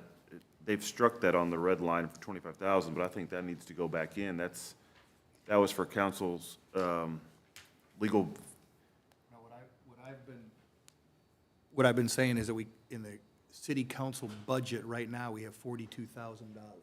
Oh, so we don't need additional. We don't need additional money right now. Okay. And we don't see any expenses on the line items between now and the end of the year. I don't see any training going on or anything like that. So we're still going to have, what is that, $18,000 or $17,000 left to do other things with the city council should we choose. So I think we're fine on that budget line. Well, I think you'll be fine until you get your next bill. Well, Quite possible. That's why I made the clarification when we moved through it. But We may be asking ourselves for an additional appropriation. That is correct. that is correct. Are we done with, because those were the red line changes, correct? Those are the red line changes. There's, There is one for Grand Park. capital outlay, which is noted at $2,106,875. There was a $250,000 duplication that mayor's staff caught. There was simply honest mistake, IT talking about Grand Park's IT issues, and Grand Park also including IT issues and some numbers that they forwarded. Is that fairly? Yes, we duplicated camera replacement, camera upgrades, and Wi-Fi upgrade twice in there. So that is the last red line item in there. Counselor? I do have a question about, right above that, Danielle, the capital outlay for Grand Park, there's other services and charges of $1,038,000, which I believe is the design fees for stations 84 and 85. Is that the line item for that? No, I did not touch fire in that. Are you talking about? That item, no, I don't believe. That would be actually. Where would that be? Counselor, if you go to section 4, the additional appropriations. Where do you see? Right here, fire fund. I believe that is Correct. there. So it would be, the council hereby appropriates the following additional sums of money from the fire fund operating balance, subject to applicable laws, from the fire fund number 203 operating balance, $1,689,228 to other services and charges of $1,297,228 and capital outlays of $392. Well, okay, so there weren't any questions from the council on the request for equipment. I think we had several line items. We had, $1,030,000 for design work for stations 84 and 85. Owners rep charges, equipment for 150, equipment for 242. So Yes. I think the question that I had and some other council members had was the $1,030,000 for design fees. And in discussions, it was stated that that money had already been approved. And I'm trying to understand, again, this is really for my education, how could something be approved without going through the council, which is the fiscal arm? How does that work? Do you want to take that or do you want me? What's that? Yeah, because the money's not there, so. So the contract goes before Board of Public Works for approval first. Then coming before you for the fiscal body to then appropriate for that. If we don't approve it tonight, our services with that contractor will go up. Just because of, they're already in the works. We've already have Station 84 done, and 85 is already in the works of It seems a little backward to me. It's government. It's government. John. It's government. We're following the procedures that legally we have to follow. So if you guys don't appropriate, the project goes away. And- Is what it is. And so, in the future, I guess I have, well, let's finish, and then I have a couple of closing comments. No, I think we talked about this because I think this is probably the last item, and then we have some closing comments, and then we have to go back and make some amendments if we so choose. The Mayor, if we could talk about the delivery method of the 2 fire stations is a bot, build, operate, transfer. I believe, and correct me, feel free, you can tell me I'm just flat out wrong, the architectural design fees were going to be included in each one. And the thought was from the administration, and hopefully the fire chief most importantly as well, that the design could be done by a firm for 2, which hopefully then would reflect some additional fee reductions. Is that fairly accurate? Yeah, that's so. Station 84 was started last year, before I was mayor and you guys were on council. So that process had already started. When I came in, my commitment and my conversations with the fire department was, can we immediately move to Station 85 as soon as 84 is built, and you start staffing and training your staff? And the answer was yes. And on the campaign trail, I had ad nauseum talked about the need of an additional fire station, how far we are behind right now. So time is of the essence. So we approached the architectural firm to say, hey, if we give you 85 and we bundle it, think of it like you're buying, buying power. If we bundle the services, can we get a reduction? So this is actually a cost savings to the city by doing this. And that's why we're doing it. We're just trying to be efficient with taxpayer dollars. It also allows us, instead of starting over with 85, it allows us to accelerate the timeline to get 85 built much, much faster. So. Any other questions? Councilor Dart? Yeah, just a few overall comments on the process. So this is a lot of work by your team, a lot of work by our team. Obviously, some healthy discussions over the last 3 weeks, for sure. I don't think any of us take, the initial $9 million appropriations request lightly. It's important that we fund the needs of the city, but we do it correctly. And moving forward, I would just ask that the team that puts the appropriation list together comes with a well-detailed plan, right? So descriptions that are really detailed, numbers that are scrubbed to the best of your ability, because I think we've changed some numbers here when we pushed back. And so if you come with, real good scrubbed numbers, we're going to have less questions. I would ask that you involve us as early on in the process as possible and continue that communication. You and I talked about that today, Danielle, where, you were kind of saying, well, John, you guys aren't communicating very well. And I said, well, maybe there's communications on your side. I think it works both ways. And we have to be better communicators, more proactive communicators working together. And then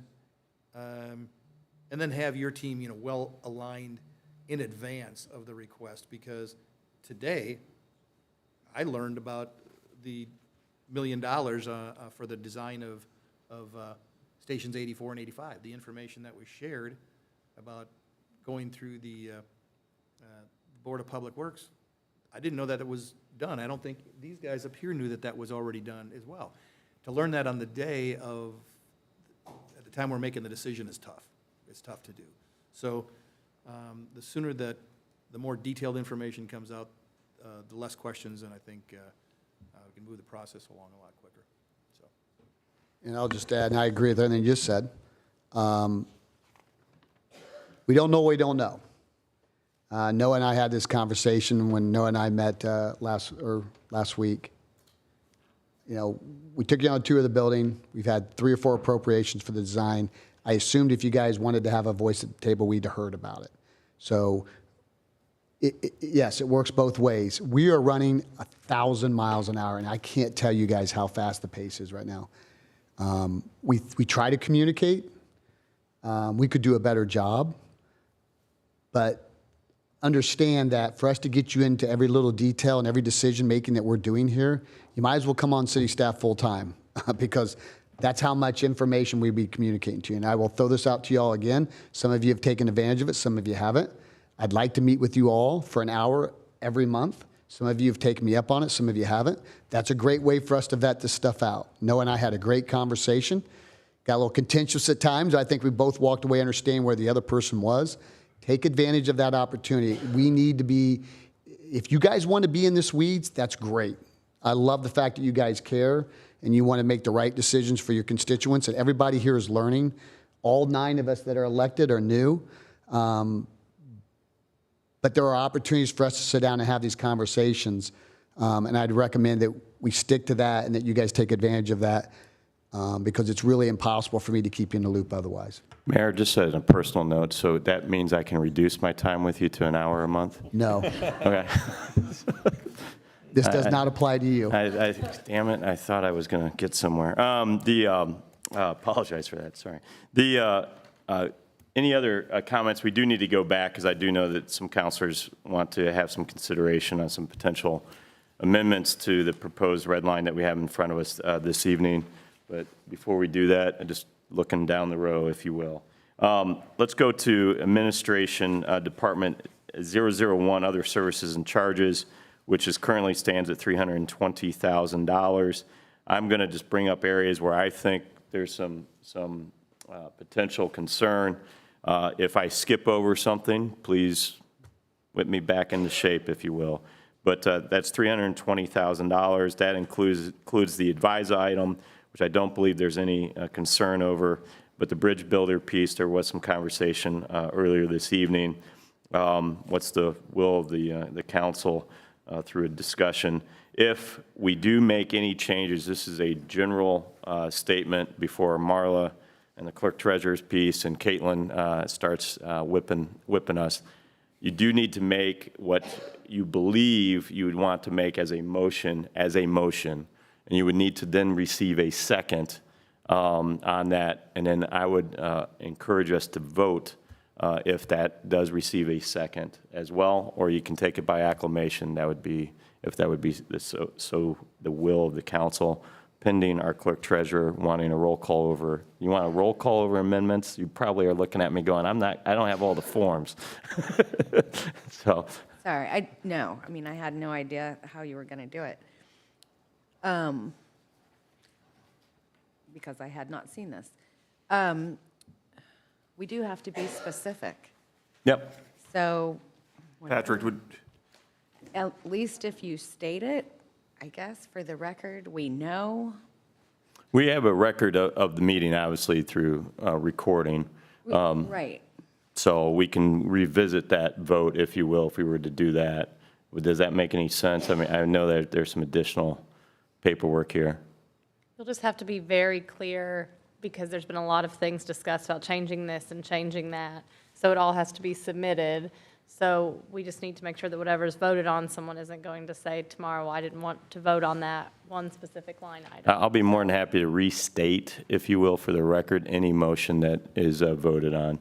And I'll write it out as well. And correct me if I'm wrong, we can reference the red line document. Correct. The motion, right? So you have the red line document. We thought we incorporated what you guys were looking for. Sounds like we want some tweaks. So maybe you make a motion based off the red line document, any additional changes that you would like. That's probably the easiest way so to do it. I would That's say fine this, with me. Patrick, the only change I would have would be to reduce the facilities and events to number 004 from 600 to 300. That, on the red line version, that would be my only requested amendment. Does anybody else have any requested changes, or could I make that motion? Joe, also the red line, the 70,000 to 20,000. Oh, for that was your communications. correction, yeah. Please. Yeah, that's actually a Scribner's error that we just need to vote on. I've noted those on my notes, so I actually feel pretty good about that. Thank Okay. you for the clarity. Okay, so I'll make a motion to approve ordinance 2432, the red line version, with two following edits, would be the Facilities and Events Department, number 004, the 600,000 be reduced to 300,000. And the second edit would be the Communications Department, number 020, is currently at 70,000, would be reduced to 20,000. Second. So we have a motion made by Counselor Deppner, seconded by Counselor Herron. Before discussion, so we have the proposed motion on 24-32 contains two edits, specifically with regards to Facilities and Events Department 0004, other services and charges as reflected in the red line version, as well as the at 600,000 is reduced to $300,000, and the Communications Department 20, other services and charges is reduced from $70,000 to $20,000 due to a Scribner's error. Does that accurately reflect, Counselor? I believe so. Thank you. So that is the a proposed amendment that has been made. It's on the table. It's open for any discussion and vote. And just for clarification too, for those that are in the audience or those that are online, what you're seeing here on the screen we have a red line version that has a lot of these numbers significantly reduced on top of the 350 we did today. So Danielle, do you know off the top of your head roughly what that number is? Yes, I would have to calculate. We would be approximately at $4,020,094, if my calculation is correct. You would take your number that you came in with and reduce it by $350,000, correct? But Dana, Yeah. you just reduced the red line version, though. Oh, What's yes. that number compared to what we're proposing now? Well, the initial number that we worked with was On the introduction from the, at the first council meeting. Correct. Correct. That number was $9,381,000. Yes, if I'm just looking at the general operating balance there of that $6,801,250 there, it would reduce that to $4,020,094. So there's different line items within that. So then I would have to go back for the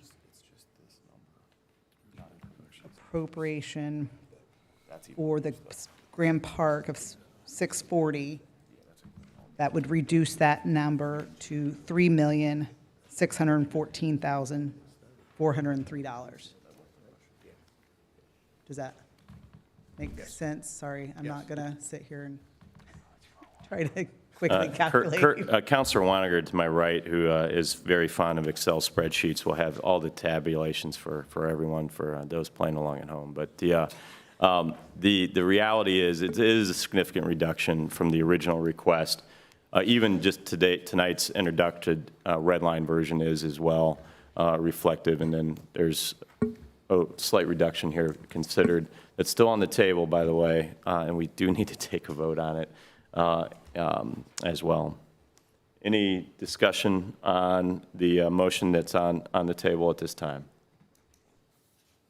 Hearing none, may we call the roll? Joe Debner, Yes. Noah Herron, Yes. Chad Huff, Yes. Victor McCarty, Yes. Patrick Tam, Yes. Kurt Wanninger, Yes. John Dart. Yes. Motion carries 7-0. Hearing any other yes, Caitlin? Oh, you can go ahead with that part. Okay. Hearing no other comments on that ordinance, is that correct? Thank you. We will move on to, excuse me, I have to readjust my eyes. New business, as we did make a change to the agenda this evening. Food truck consideration for Taco Loco at 144 West Main Street, Weichert Realty Group parking lot, Monday through Friday. I believe we have some individuals here this evening for this food truck. May you please come forward. Okay, while they're coming up, I'll just say that we'll want a clean version of that ordinance with red lines accepted and everything for you guys to sign. So we'll work on getting that together. Thank you. Thank you. May you please state your name for the record, please? Yes. Good evening. My name is Yan Xu. And we have the food truck. We're selling like Mexican food and Chinese food. And we're parking at like 144 West Main Street, Westfield, 46074. I live at Water Edge and Westfield, 1418 Hazy 4 Boulevard, Westfield. And we would like to the resident of city of Westfield, they try some traditional Mexican food and Chinese food because our mixed family, and that's why we create mixed food, our food truck. Thank you for the council to listen my request. Yes, and I would like to you guys like approve for us, our new business. Yeah, thank you. For those of you not aware of our current food truck process, Director Todd, can you kind of walk us through what the food truck process is in the city of Westfield as it states today. Yeah, thank you. So we do have an ordinance that addresses mobile food vendors. It lists, and I don't know, we don't have it linked here, but it lists a handful, probably more than a handful at this point, of events that have been approved events for food trucks to be located. Otherwise, they're not permitted in our jurisdiction, unless otherwise there are a couple of PUD projects that do allow them. I think probably one or two that come to mind, but otherwise they're generally not allowed unless they're on the approved list or part of a city sanctioned event, for example. So historically, when somebody wants to have a food truck in our jurisdiction, they will come before the council and make a request like we're hearing this evening, and the council will make a decision, yay or nay. At times there's been time limits associated with that. Sometimes, I mean, there hasn't been. It may just be tied to a specific event, or in this case, they want to do it multiple days a week for a certain period of time during the day. Is there any documentation that's going to go along with this for us to review? Like when's the end date? Is it? Yeah, that's a great question. There is. Well, yeah, it's not only the end date and start date, but number of days during the week, actual location. Yeah. I mean, how do we That's look at a document? up for discussion, right? There is no application process that was part of the food truck ordinance when it was adopted. So this has really kind of been a. So we could be making a decision on this business that may be inconsistent with a decision we make a month from now because there's just different facts and variables, right? I mean, there's no guidelines for us to follow. So the way we do it, I don't like the way we do it, quite frankly. Yeah, I like this one, we're going to allow it to happen. Most cities run it through Board of Public Works, and there's an application process. So we're looking at this. I think Victor is passionate about this and wants to help the city kind of get this revisited. I think we need to revisit what we're doing. It's not the best process. I will tell you in the past, I've had to vote on these many times. Oftentimes, like Director Todd said, it's around an event that you allow this to happen. We did have a restaurant that is now in Westfield that started. It was seeded through a food truck. Yep. And they came to us twice asking for an extension. They were testing product and testing locations to see, and it actually benefited the city. I'm not sure if this is one similar to that, but there are a lot of variables that go into a decision that you guys are going to have to make on it. Yeah, Councilor McCarty, why don't you talk about some of the additional research and a lot of the items that you've shared? Oh, boy. How long do we Quite have? a bit. No, I'm joking. I'll keep it very brief because it's already been a long meeting. Yeah, this is something I've thought of for years, and then also just comparing to our neighbors. For instance, I point to Noblesville more often than not, just the way that their approval process is, and it's similar to how we have now the pool approval process these days. Now that it's no longer going to BZA, it's going through staff.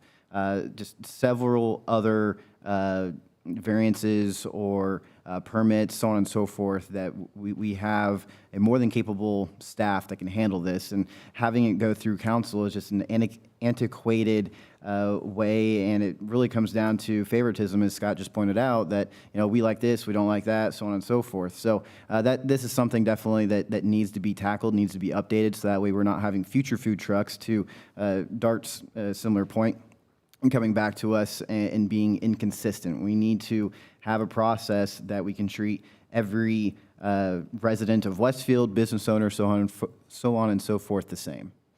I don't know if that kind of went down that path. I was trying to keep brief. So if we were to approve this, what's to stop somebody in the next month from coming in front of us and doing the exact same thing? We can't deny that then, because if we approve it tonight, then, I mean, what's to stop us from approving it in 2 weeks until we update the ordinance or update the processes? You can deny it. Yeah, well, and that's kind of the way I'm leaning right yeah. now. I mean, honestly, I mean, we have downtown businesses that pay property taxes, that have lunch, and I think it's an unfair advantage to pull in and take advantage of the construction downtown. On the other end, I feel sorry. I mean, it's hard to get a business location, a brick and mortar right off the bat. So I understand how you got to take steps to get into it. I just don't think it's the right location or right time for this to happen at this location personally. I would love if we would be able to use this because of this being the first one that's come about with new administration, new council. We can use this as a catalyst to update the system, processes. I know it's not something we might be able to accomplish by our next meeting. I think that's a lofty goal, but something that we could possibly be able to accomplish over the next month or two, to where then the system is in place and it's not having to come to us, where then you'd be able to come back and go through what should be a proper system of being approved through staff and it just being any other process again, like with pools and so forth. Councilor McCarty, I'm going to voluntold you. Can you work on that then with? Absolutely. Okay, I knew what the answer would be. Is that something that the council would be inclined to have Councilor McCarty just run with it as he already has, to be frank? Yeah, I'm supportive of Councilor McCarty taking the lead, and like I said, you're passionate about it. I'm not sure how that answers the question for tonight. No, tonight we do need to make a decision, but I do like moving forward, having consistency. Food trucks provide a lot of opportunity for entrepreneurs. They provide a lot of test of concepts. You have restaurants, brick and mortar, that with food trucks. You have food trucks that start out as food trucks and they become restaurants. There's all sorts of different areas in that. We utilize them, we being Westfield, all throughout the city for key events throughout the entire year, not just the great large 4th of July celebration, but in all of our other events as well. These are inspected by the health department, in our case, the county health department. There's all sorts of different thoughts on that as well. But at the same time, we don't have a systematic process, which unfortunately, for the fine entrepreneur that you are, you're the test case, which is awful, because we don't have a process for you. So we need to take affirmative action. Okay, and there's really not even a process on this. I guess since there's something in front of you, you can take a vote. And I was just going to add that I've talked to folks in planning about this, potentially like a UDO amendment. So just work with us, and it's been a conversation we've all been having as well once I saw that this was the process. Yeah. So I would at least take action. An approval would be for what duration? That's really up for you guys to decide. It looks like she's asking Monday through Friday, 11 to 2, without a deadline, a drop dead date on that. It's Wednesday, Thursday, Friday, 11 to 2. When is your termination date on this? When are you going to stop? Wednesday. For how long? What's the stop date on this food truck? When do you plan on stopping providing the services at that location? When I start, it's, I think, 2 weeks before, 2 weeks. And I would like to, this year around, and try, let everybody try the traditional food. I believe just we try a few months, if How long have you been in business? How long have you had? We started last year, July. And where were you located at that time? Indianapolis and Carmel. Okay, one truck, or you've moved the truck to Indianapolis and then to Carmel, or do you have multiple trucks? One mobile truck, and we were at the Carmel Drive, do the lunchtime, and the dinner we do in Indianapolis, like West Side, 86. Okay, and it required approval to operate in Indianapolis and Carmel? They just, the building, the owner, they approve for us. Okay, so that is a concern as well. Kevin, we had that discussion last week where I was at the Walmart at 10 p.m. and I saw flashing lights at the end of the parking lot and goes, I didn't know the carnival was here yet. And there was a trailer selling donuts and ice cream. And so Walmart likely gave them approval to be in the parking lot, but they didn't go through the process. And I think that's what we're going to run into here. Yeah. I love the idea of Mexican and Chinese food. You're making me hungry right now. But next week, we could have the donut and ice cream truck vendor coming for approval. And So how long has your truck been at the current location? For the Westfield here, Yes. I just like 1 week. Yeah. Yeah, 1 week. Just about 1 week. Are you And- still there, or did you move? Are you still in the parking lot? I moved already because they, This was, Yes. this was a code they enforcement issue. require, move, and then we come over here, ask for the. Yeah, I can help with a little bit of further clarity, just in discussions with staff as well. That this particular food truck, they got permission from the landowner to be there, but again, that's not part of our process. They had to go through us, and, it's just, again, something that's antiquated. They were only in business, I would say, maybe a week during the lunch hour. I do know that they have gone through the proper process to be part of our farmers market, so they have gone through proper channels. I would say, since they are before us, and just so we can continue forward here, possibly putting a time limit on it like we did with the Venezuelan food truck last year. Say we put a month, 2 months, and then that's kind of our timeline to be able to get the process solidified, and then that way they don't have to come back to us in the future. They just go through staff. How, was there a complaint, or how did they get caught? It was code enforcement. City saw, yeah. And the other side of the coin is you have local businesses who have invested in infrastructure that, their location is great for Old Town construction workers. It's right across the street, not great for the restaurants that they have to drive to. So to move the ball forward, if I might just inject a little bit of thoughts into this, maybe this might spark something. Monday through Friday during the lunch hour seems a little much because it's blocking a lot of our restaurants. But I think there's a middle ground here. Maybe say, hey, we'll give you 3 months to test it, and we'll give you Monday, Wednesday, Friday, or Tuesday, Thursday, and maybe a little bit more limited of a schedule. And then if they want to continue that, they can come back to you all. We had somebody continue to extend, and we did it, but we made them move different locations so they weren't. This feels a little wrong because it's really blocking other restaurants. But maybe there's a middle ground there to let them test this product without totally sticking it to our restaurateurs who have invested in it. I think Councilor Waniger, you had thoughts on the motion. I'd suggest making a motion to deny this petition at this time until a formal process is put in place. And once a formal process is put in place, you can come back to the city and request application at that time. Second. So we have a motion made by Councilor Waniger, seconded by Councilor Herron. Any further discussion? Seeing none. Nope. Seeing none, can we call the roll?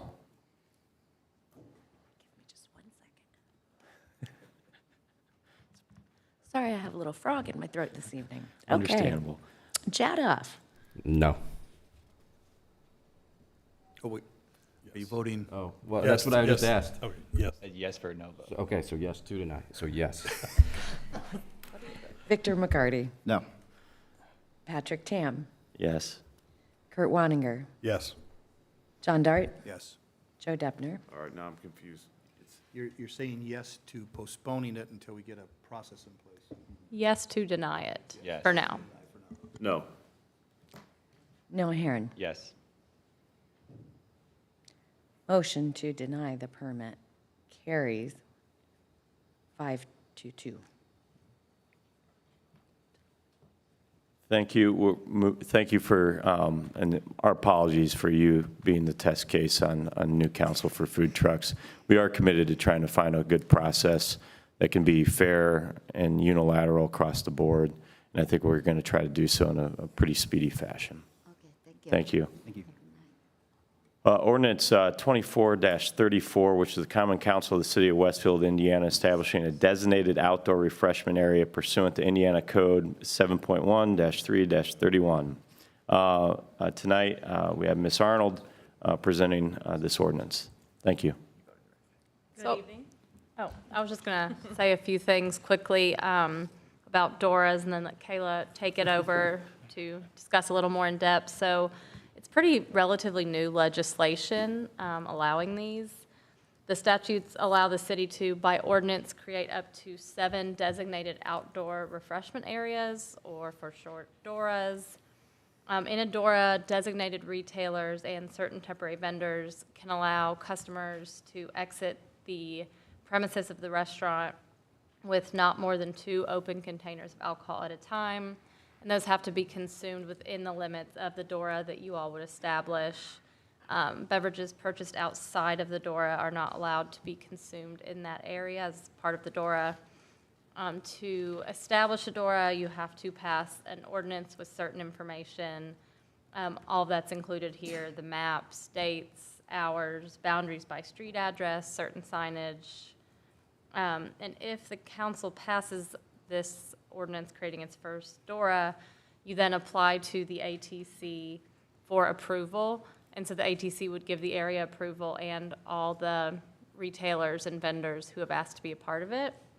Also, the council can decide to dissolve this at any time. So if this was passed, that doesn't mean it has to permanently stay that way, and you just notify the ATC that it's been dissolved. So that's just a little background on the law. Kayla can describe this more in depth. Real quick before that, you said up to 7 Yes. jurisdictions. Is that within the community or 7 vendors? Oh, 7 actual DORAs. I don't think there's a limit on vendors Just- or retailers. Just wanted to clarify. Yeah. Thanks. 7 actual separate DORAs. Thanks, Caitlin. For the record, Kayla Arnold, Director of Communications. Tonight, we're going to cover the DORA, which is the Designated Outdoor Refreshment Area.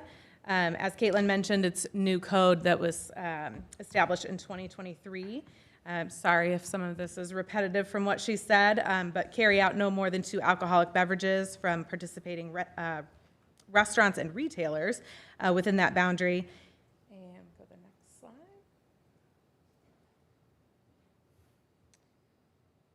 slide. So there are several reasons to establish a DORA, and I've outlined a few of those for you this evening. So an economic development boost to stimulate the economy in downtown. We know that we are going through a revitalization effort, and this provides a way for law enforcement as well to have a flexible approach. It creates opportunities for socializing, community engagement, and can lead to increased foot traffic and higher sales for local businesses. So this is a lot of text on the screen, so I'm not going to read these rules for you. This is just a snapshot of them. The full list of rules is included in the exhibit. But just a few to point out is that DORA beverages must be purchased from a participating establishment. These businesses must have their license from the ATC already and then must apply and be approved through the city, as Caitlin mentioned.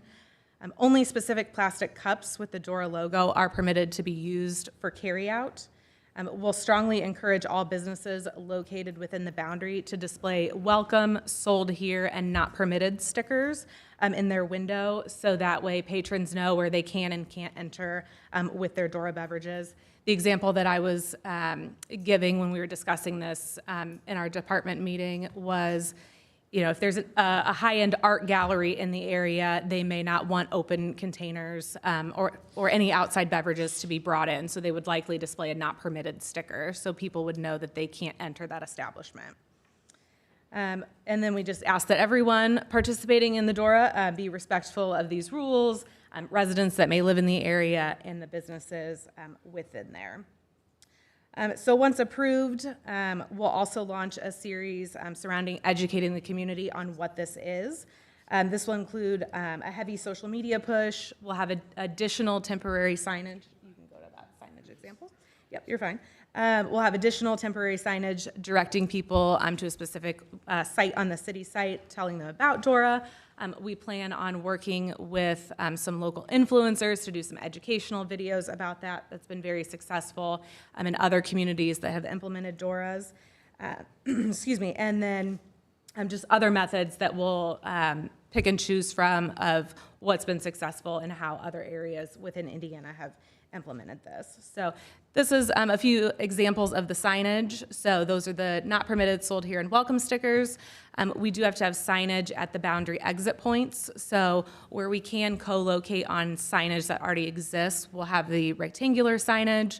And if you can scroll to the, we'll also have sidewalk graphics for areas that do not have any existing signage that we can co-locate with. And then the next slide includes the boundary map. So this map takes into account current and potential future development. We wanted to include that so it was less tedious to have to go back and revise this downtown DORA with the state. And then also listed are the first 9 businesses down in the bottom left that have applied to participate in the DORA if it is established. As new businesses come online, we will bring them to City Council to add them in to the DORA through a resolution. So we'll do that on a quarterly basis.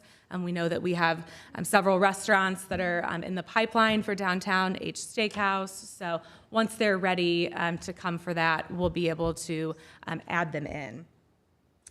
And then I also want to point out that while it's a relatively new concept for Indiana, many states have already successfully implemented these, including Ohio and Michigan. Indiana now has 14 DORA jurisdictions within 13 cities. Fort Wayne currently has 2. As Caitlin said, you can have up to 7. And then the city of Noblesville is also working its way through the process with the state as well. And then just in addition, we'll also be having a mandatory meeting with those 9 participating businesses. That will include city staff, police department, ATC officials to launch and discuss the rules so everybody is on the same page, knows what they can and can't do, answer any questions they may have, and then also provide the stickers and materials to them.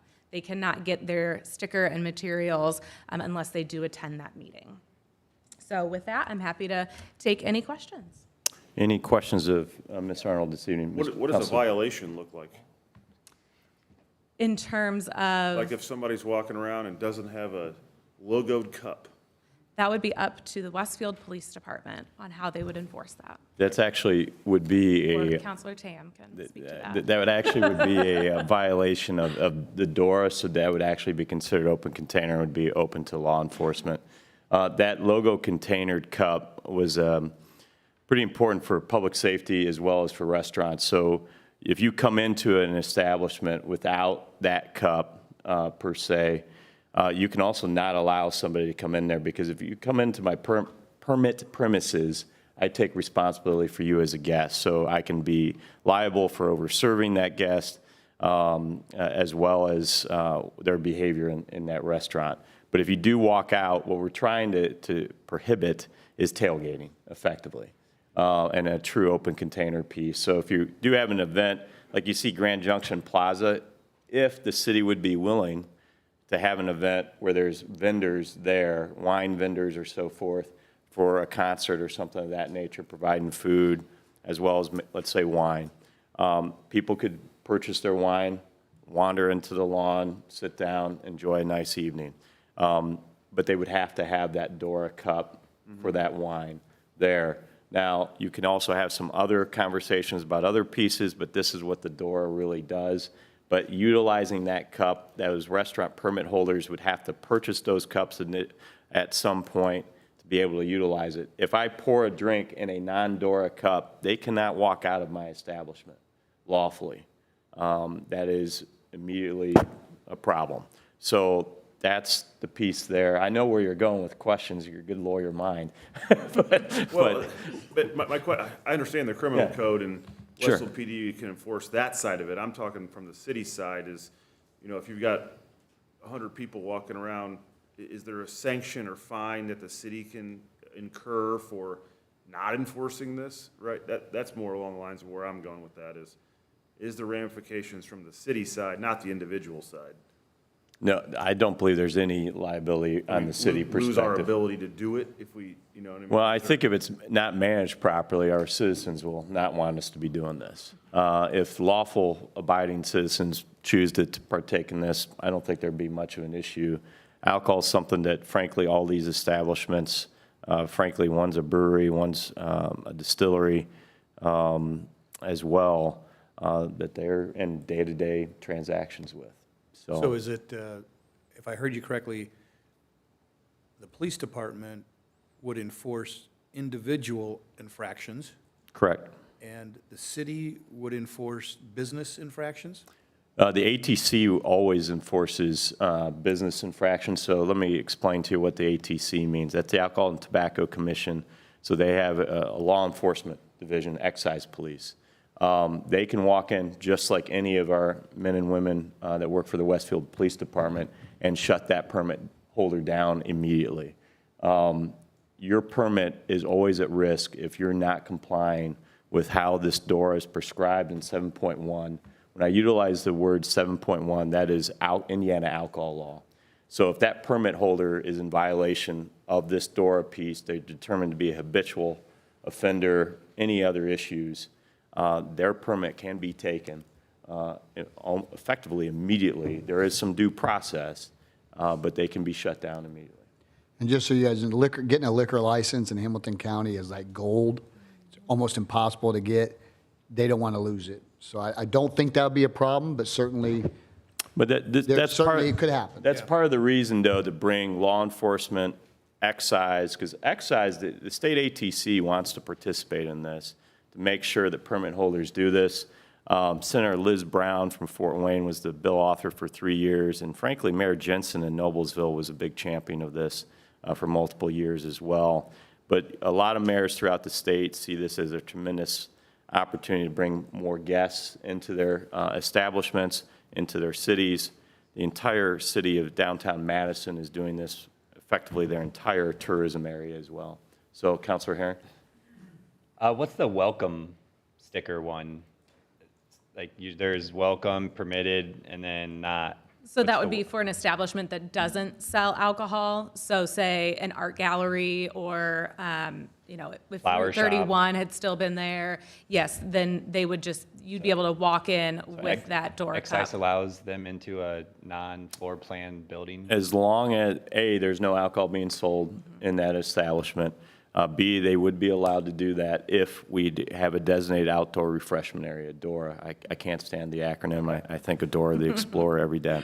But but at the same time, the DORA is used across the country, by the way. It drives me nuts.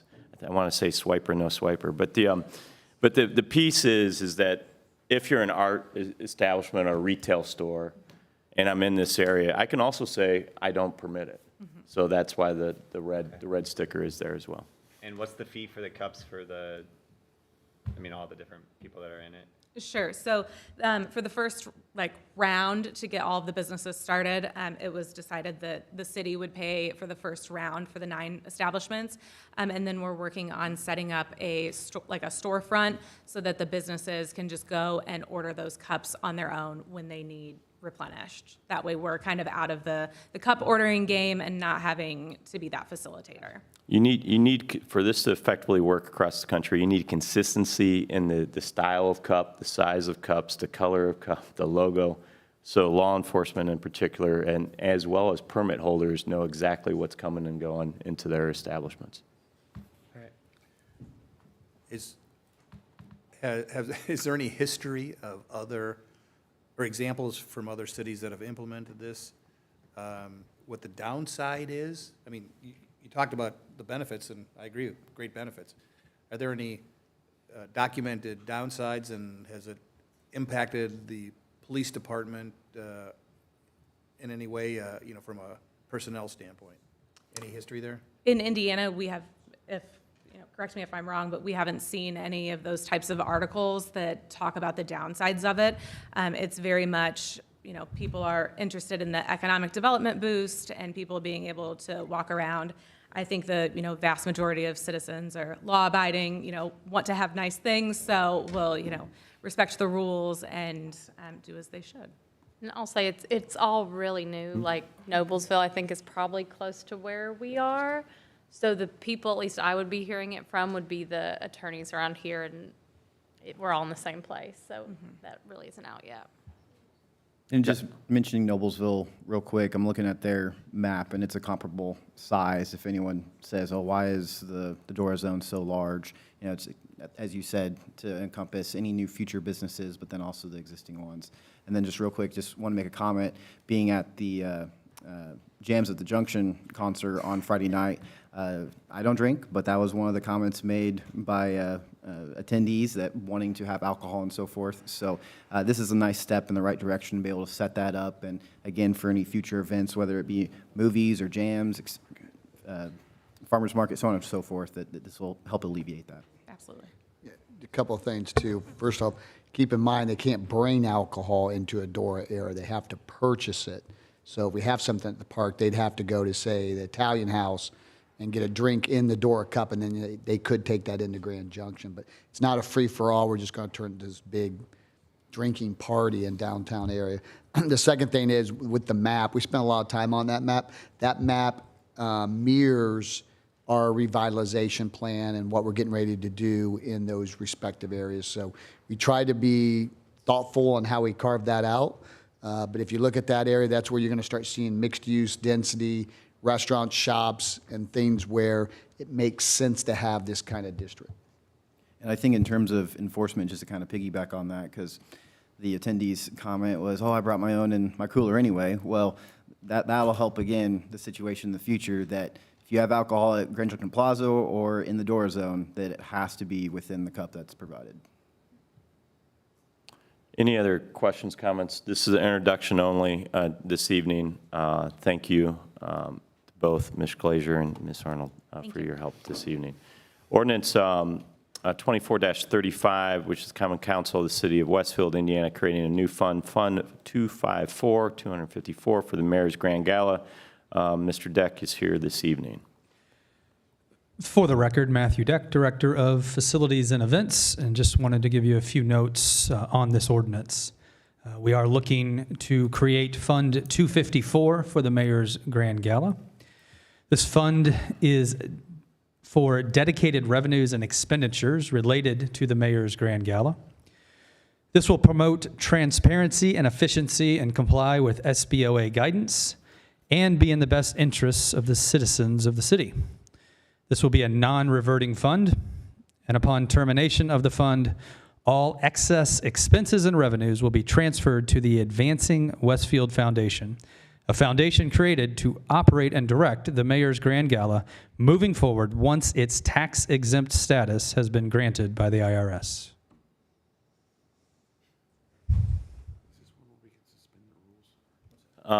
Any other questions on this item or any additional thoughts? We can if you want.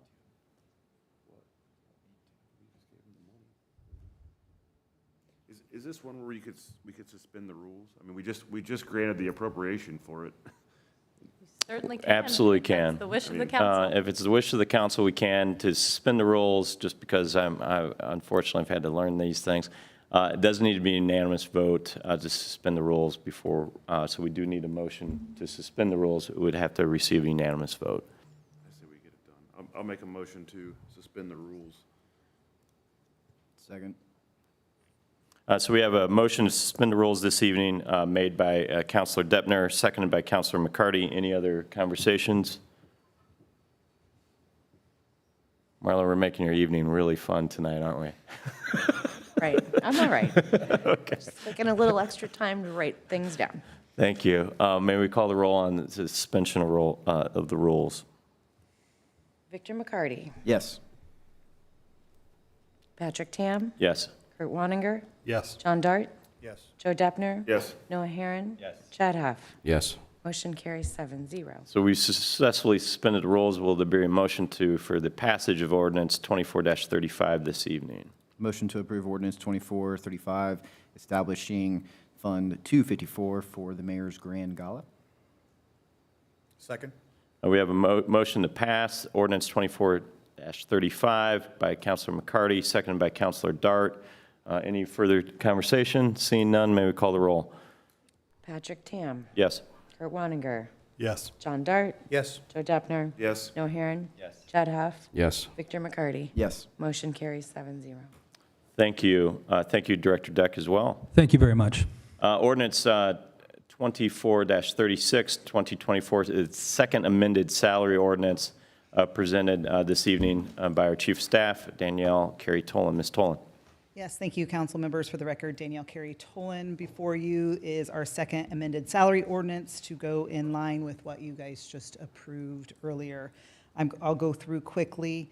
There is one new additional person, which is the financial strategist, not in place now. That is on your ordinance. The second one, it was a title change. So it was Economic Development Manager. It is now retitled to Redevelopment Manager, but that appropriation was in your guys' ordinance earlier The other one was the GIS tech. That was actually not in this because it's already been in there from previous, the last 2 years from the IT department. So that title has already been there, but, so it's not a new title for you guys. The only other new title is the person got a new title. It's not a new position, and it is under Public Works, and that is Community Fleet and Safety Officer. So that isn't an appropriated amount, it's just a title change.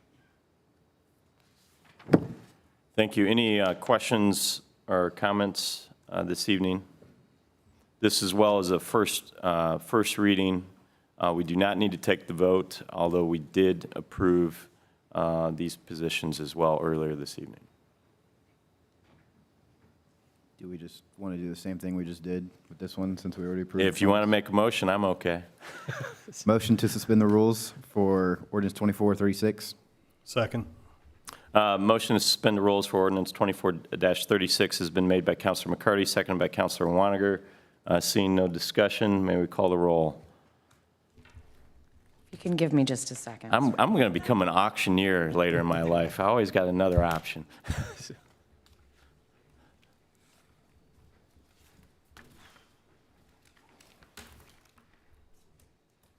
Kurt Waninger, Yes. John Dart, Yes. Joe Deppner. Yes. Noah Herron. Yes. Chad Huff. Yes. Victor McCarty. Yes. Patrick Tam. Yes. So we successfully suspended the rules for ordinance 24-36, the second amended salary ordinance, for potential consideration this evening. Do we have a motion for final passage? Make a motion to approve ordinance 26-36 to 2024, second amended salary ordinance. Thank you. Second? We have a motion made by Councilor Waniger, seconded by Councilor Dart. Any further discussion? Seeing none, may we call the roll? I just have a quick question. Sure. And I apologize. I'm not sure that I have an up-to-date copy of the ordinance with any changes. Were there changes made? So sorry, there was only one change, and it's in that copy I handed you, and it was a title change. Okay. That was wrong. Do you have the copy? Did you guys, did they have the corrected copy? Yes, I handed it to them earlier. Okay. That was the one I was Gotcha. wanting to hand to you, and you said just wait. Oh, I thought that was the red line version that you asked me if That I was wanted. the red line. I had two of them. Okay. Yep. Okay. Okay, sorry. All right. Quite all right. Now, I'm out of line, so I've got to write your names at this point. Understood. Just replay everything. Okay, let me make sure I've got it. Okay. This time, we are starting with John Dart, Yes. Joe Deppner, Yes. Noah Herron. Yes. Chad Huff. Yes. Victor McCarty. Yes. Patrick Tam. Yes. Kurt Waninger. Yes. Motion carries 7-0. Thank you. Moving to ordinance 24-37, Courtyards of Celio Ranch PUD. Ms. Gillingham, thank you. Thank you.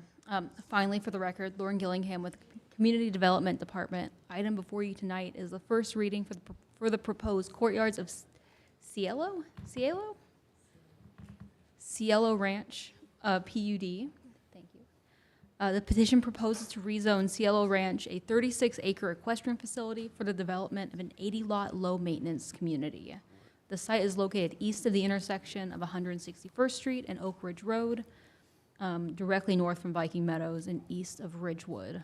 As you can see, it will have access from both 161st Street and Oak Ridge Road via Ridgewood Avenue, the sub-street that was developed with the Ridgewood subdivision. The proposed ordinance includes a site plan and architectural elevations with which the project must be developed in substantial compliance, as well as site landscaping and buffer requirements. Petition is scheduled to be heard at the July 1st APC meeting, and a neighborhood meeting will be held on June 19th. This will be at 6 p.m. at the Courtyards of Carmel Clubhouse, just south of 146th Street. Staff is available to answer any questions. Should there be any from the council, petitioner is also here to answer any questions. Thanks.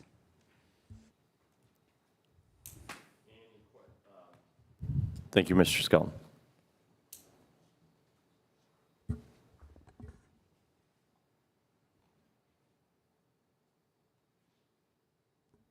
There we go. Good evening, members of the council. For your record, Matthew Skelton with Church Hidland Antrim, with offices at 116 North Union Street. With me this evening is Dale Pfeiffer with Epcon Communities. Epcon Communities is pleased to introduce the courtyards of Cielo Ranch, which will feature Epcon's classic courtyard homes that many of you may be familiar with. As you may recall, the town-run PUD project that was recently amended, where Lifetime Fitness is going at 146 in town, and they're building the courtyard homes in that development as well. These courtyard homes have been very popular and well received throughout Hamilton County and points beyond. The courtyards of Cielo Ranch, you may be asking where that name comes from. The actual owner of the property today is Cielo Ranch LLC, so that was, we've adopted the name. This is a low-maintenance community providing lawn maintenance and snow removal for all the homes within the development.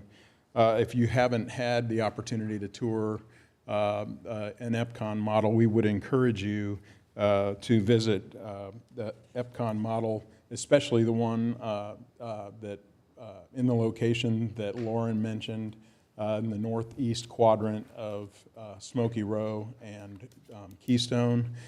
That development is a little farther along. It's been under development and building for longer than Town Run. Parts of Town Run are still under development, but it gives you a real feel for what these communities they take on a vibe once they get to a point and get established. The project is located here. It's shown just west of the Monon Trail, between the Monon and Oak Ridge Road on the north side of 161st Street. The home values within the courtyards of Cielo Ranch are expected to range between $450,000 and $1 million. Each home includes one of Epcon's branded courtyard spaces, which includes an indoor-outdoor living experience that is somewhat unique. Each home is constructed of high-end building materials. This is one of the nicer builds that you will see for empty nester senior product. The Epcon plan includes a beautiful clubhouse, which is shown in the character exhibit in the PUD. And I think the clubhouse is actually the first image that is in your Exhibit C. It also includes pool area, pickleball, and seating areas within the development as well. Epcon's market niche really centers around providing a higher-end resort quality of living experience for folks that like to live in a closely connected community. Where's the clubhouse located, actually, on the? Right. Oh, so, right there. Yeah, Okay, right there in gotcha. the middle. Yep. Yep. So Epcon Communities will be hosting a neighbor meeting, as Lauren mentioned. We're going to host it at the clubhouse at the Carmel location, and there's a model there that would be open for touring for those of you who haven't been into a Epcon model as well.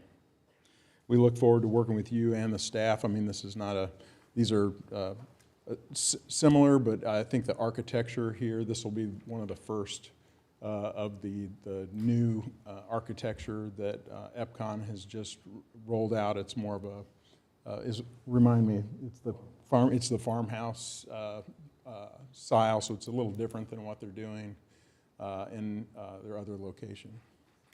So with that, we're happy to respond to any questions that you may have, and we look forward to working with you and your staff. Thank you, Mr. Skelton. So is this targeted exclusively to 55 and older? We have had preliminary discussions with the mayor's office about restricting that. I don't think we've firmed that up yet, but yes, that's. My preference is this is 55 and older.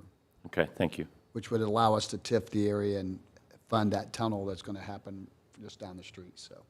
Thank you. And we're happy to continue that conversation. Can you, one question, go back to the map of the development. Mayor, how do you see this, the trail from this development connecting eventually to the Monon Trail? Is that being designed under the current design with the Monon Trail tunnel? Sorry, I think we cannot connect, there's no connection point right now. So we cannot connect that neighborhood to the Monon Trail. Obviously, there's a landowner in between point A and point B, and we're not going to be taking land to do that connection. Future development will determine whether that ever happens or if there's other ways to get to that path. Yeah, is there an opportunity to go to the South Oak Industrial Business Park on the north side? And Anything we do is going to require us to take land from a landowner. And traditionally, we have not done that for trails. We do that as parcels are rezoned or redeveloped. That's when we typically take that parcel to connect the trail. If you guys want to take a different approach, we can certainly talk about it, but it's something I'm not a big fan of eminent domain of land for that kind of stuff, taking land for trails, if we don't have to, so. I just see a future issue with, regardless of 55 and older or under, they're going to be crossing 161st Street to get to the trail on the other side of the road and that's going to be very dangerous. You see it already at Countryside on 156th Street. Yeah, 161st Street is not a street you want to cross. It's just going to get worse. And just for a little bit of context, we are reaching out to the folks to the north to see if there's an opportunity there. yeah, I would think it's an industrial park, it's a wooded area. Doesn't look like there's any development in a piece that's between the industrial park and the property line, so might be an opportunity to connect there. What, could you talk about the buffer areas? I mean, are some of these all natural on east and west and then produced buffers on north and south, or a combination? Yeah, so the buffer along 161st Street is right in line with the ordinance requirements, and then there's some other enhancements that have been incorporated to the homes themselves that are consistent with the same enhancements that we incorporated for the Town Run project. So there's architectural enhancements, and then there's also compliance with the normal buffer requirements. There's mounding, there's plantings. And then, and you'll have to forgive me because I'm not, this is what I believe, and so don't hold me to this. I will. But I think there's existing vegetation along that west property line and the east property lines there. And there's also some development limiting factors there because there's a county regulated, well, it will become a county regulated drain through the middle of the project. So we'll not have the option to alter the topography much, and we're going to try to keep as much of the greenery that's there as possible. Is there a plan for the connection road? I don't know the name of the road there with those existing houses between lot 23 and 22. Is that going to be fenced off, or is that going to be open? No, I think the city will require, I think it's required under your ordinance to be connected. The city's zoning code requires the stubs, and then it requires connection to the stubs. Any other questions, comments for Mr. Skelton this evening? It is a first reading. Obviously, they'll be working through the APC process, but we thank you as well as your client for being here this evening. Greatly appreciate it. Absolutely. Thank you. Thank you. Moving on, do we have any city council comments? Seeing none, do you want to do a quick APC update? Yep, real quick. On our consent agenda, we had Traditions of Westfield, which is similar but more high-end in comparison to Vita, and then public hearing items, iBeach 31 was before us. It'll be at our workshop meeting next month. And then the two other items we approved this evening, H Steakhouse and the Springwater Amendment. That's it. Thank you. Hearing no others, I do have a quick comment. While the public and others here in attendance, for those Hardy group that are still here, we're obviously more than capable of disagreeing, even amongst ourselves, with the mayor as well. But we're wholly committed, and I think you continue to see that, to working together for the greater good of Westfield. While we may have difference of opinions, we may have different ways of expressing that or trying to get to that goal. I think we all are totally unified on that single most important topic, which is for the greater good of Westfield, which I greatly encourage. At the same time, you heard great discussion, and it was done in a professional manner this evening, which I appreciate all of you for doing that today. And frankly, you've done it every day as well. So I appreciate that greatly. Mayor, do you have any comments? Just a few. I'd like to echo your sentiment there that we appreciate you guys working with us. We didn't get everything. You probably gave on some things you didn't want to, but I think we have a better appropriation for it, and I'm excited about the hand you've been giving us to get through the rest of this year. I would add that the Building Design Committee, we'd like to have 2 of your members serve on that.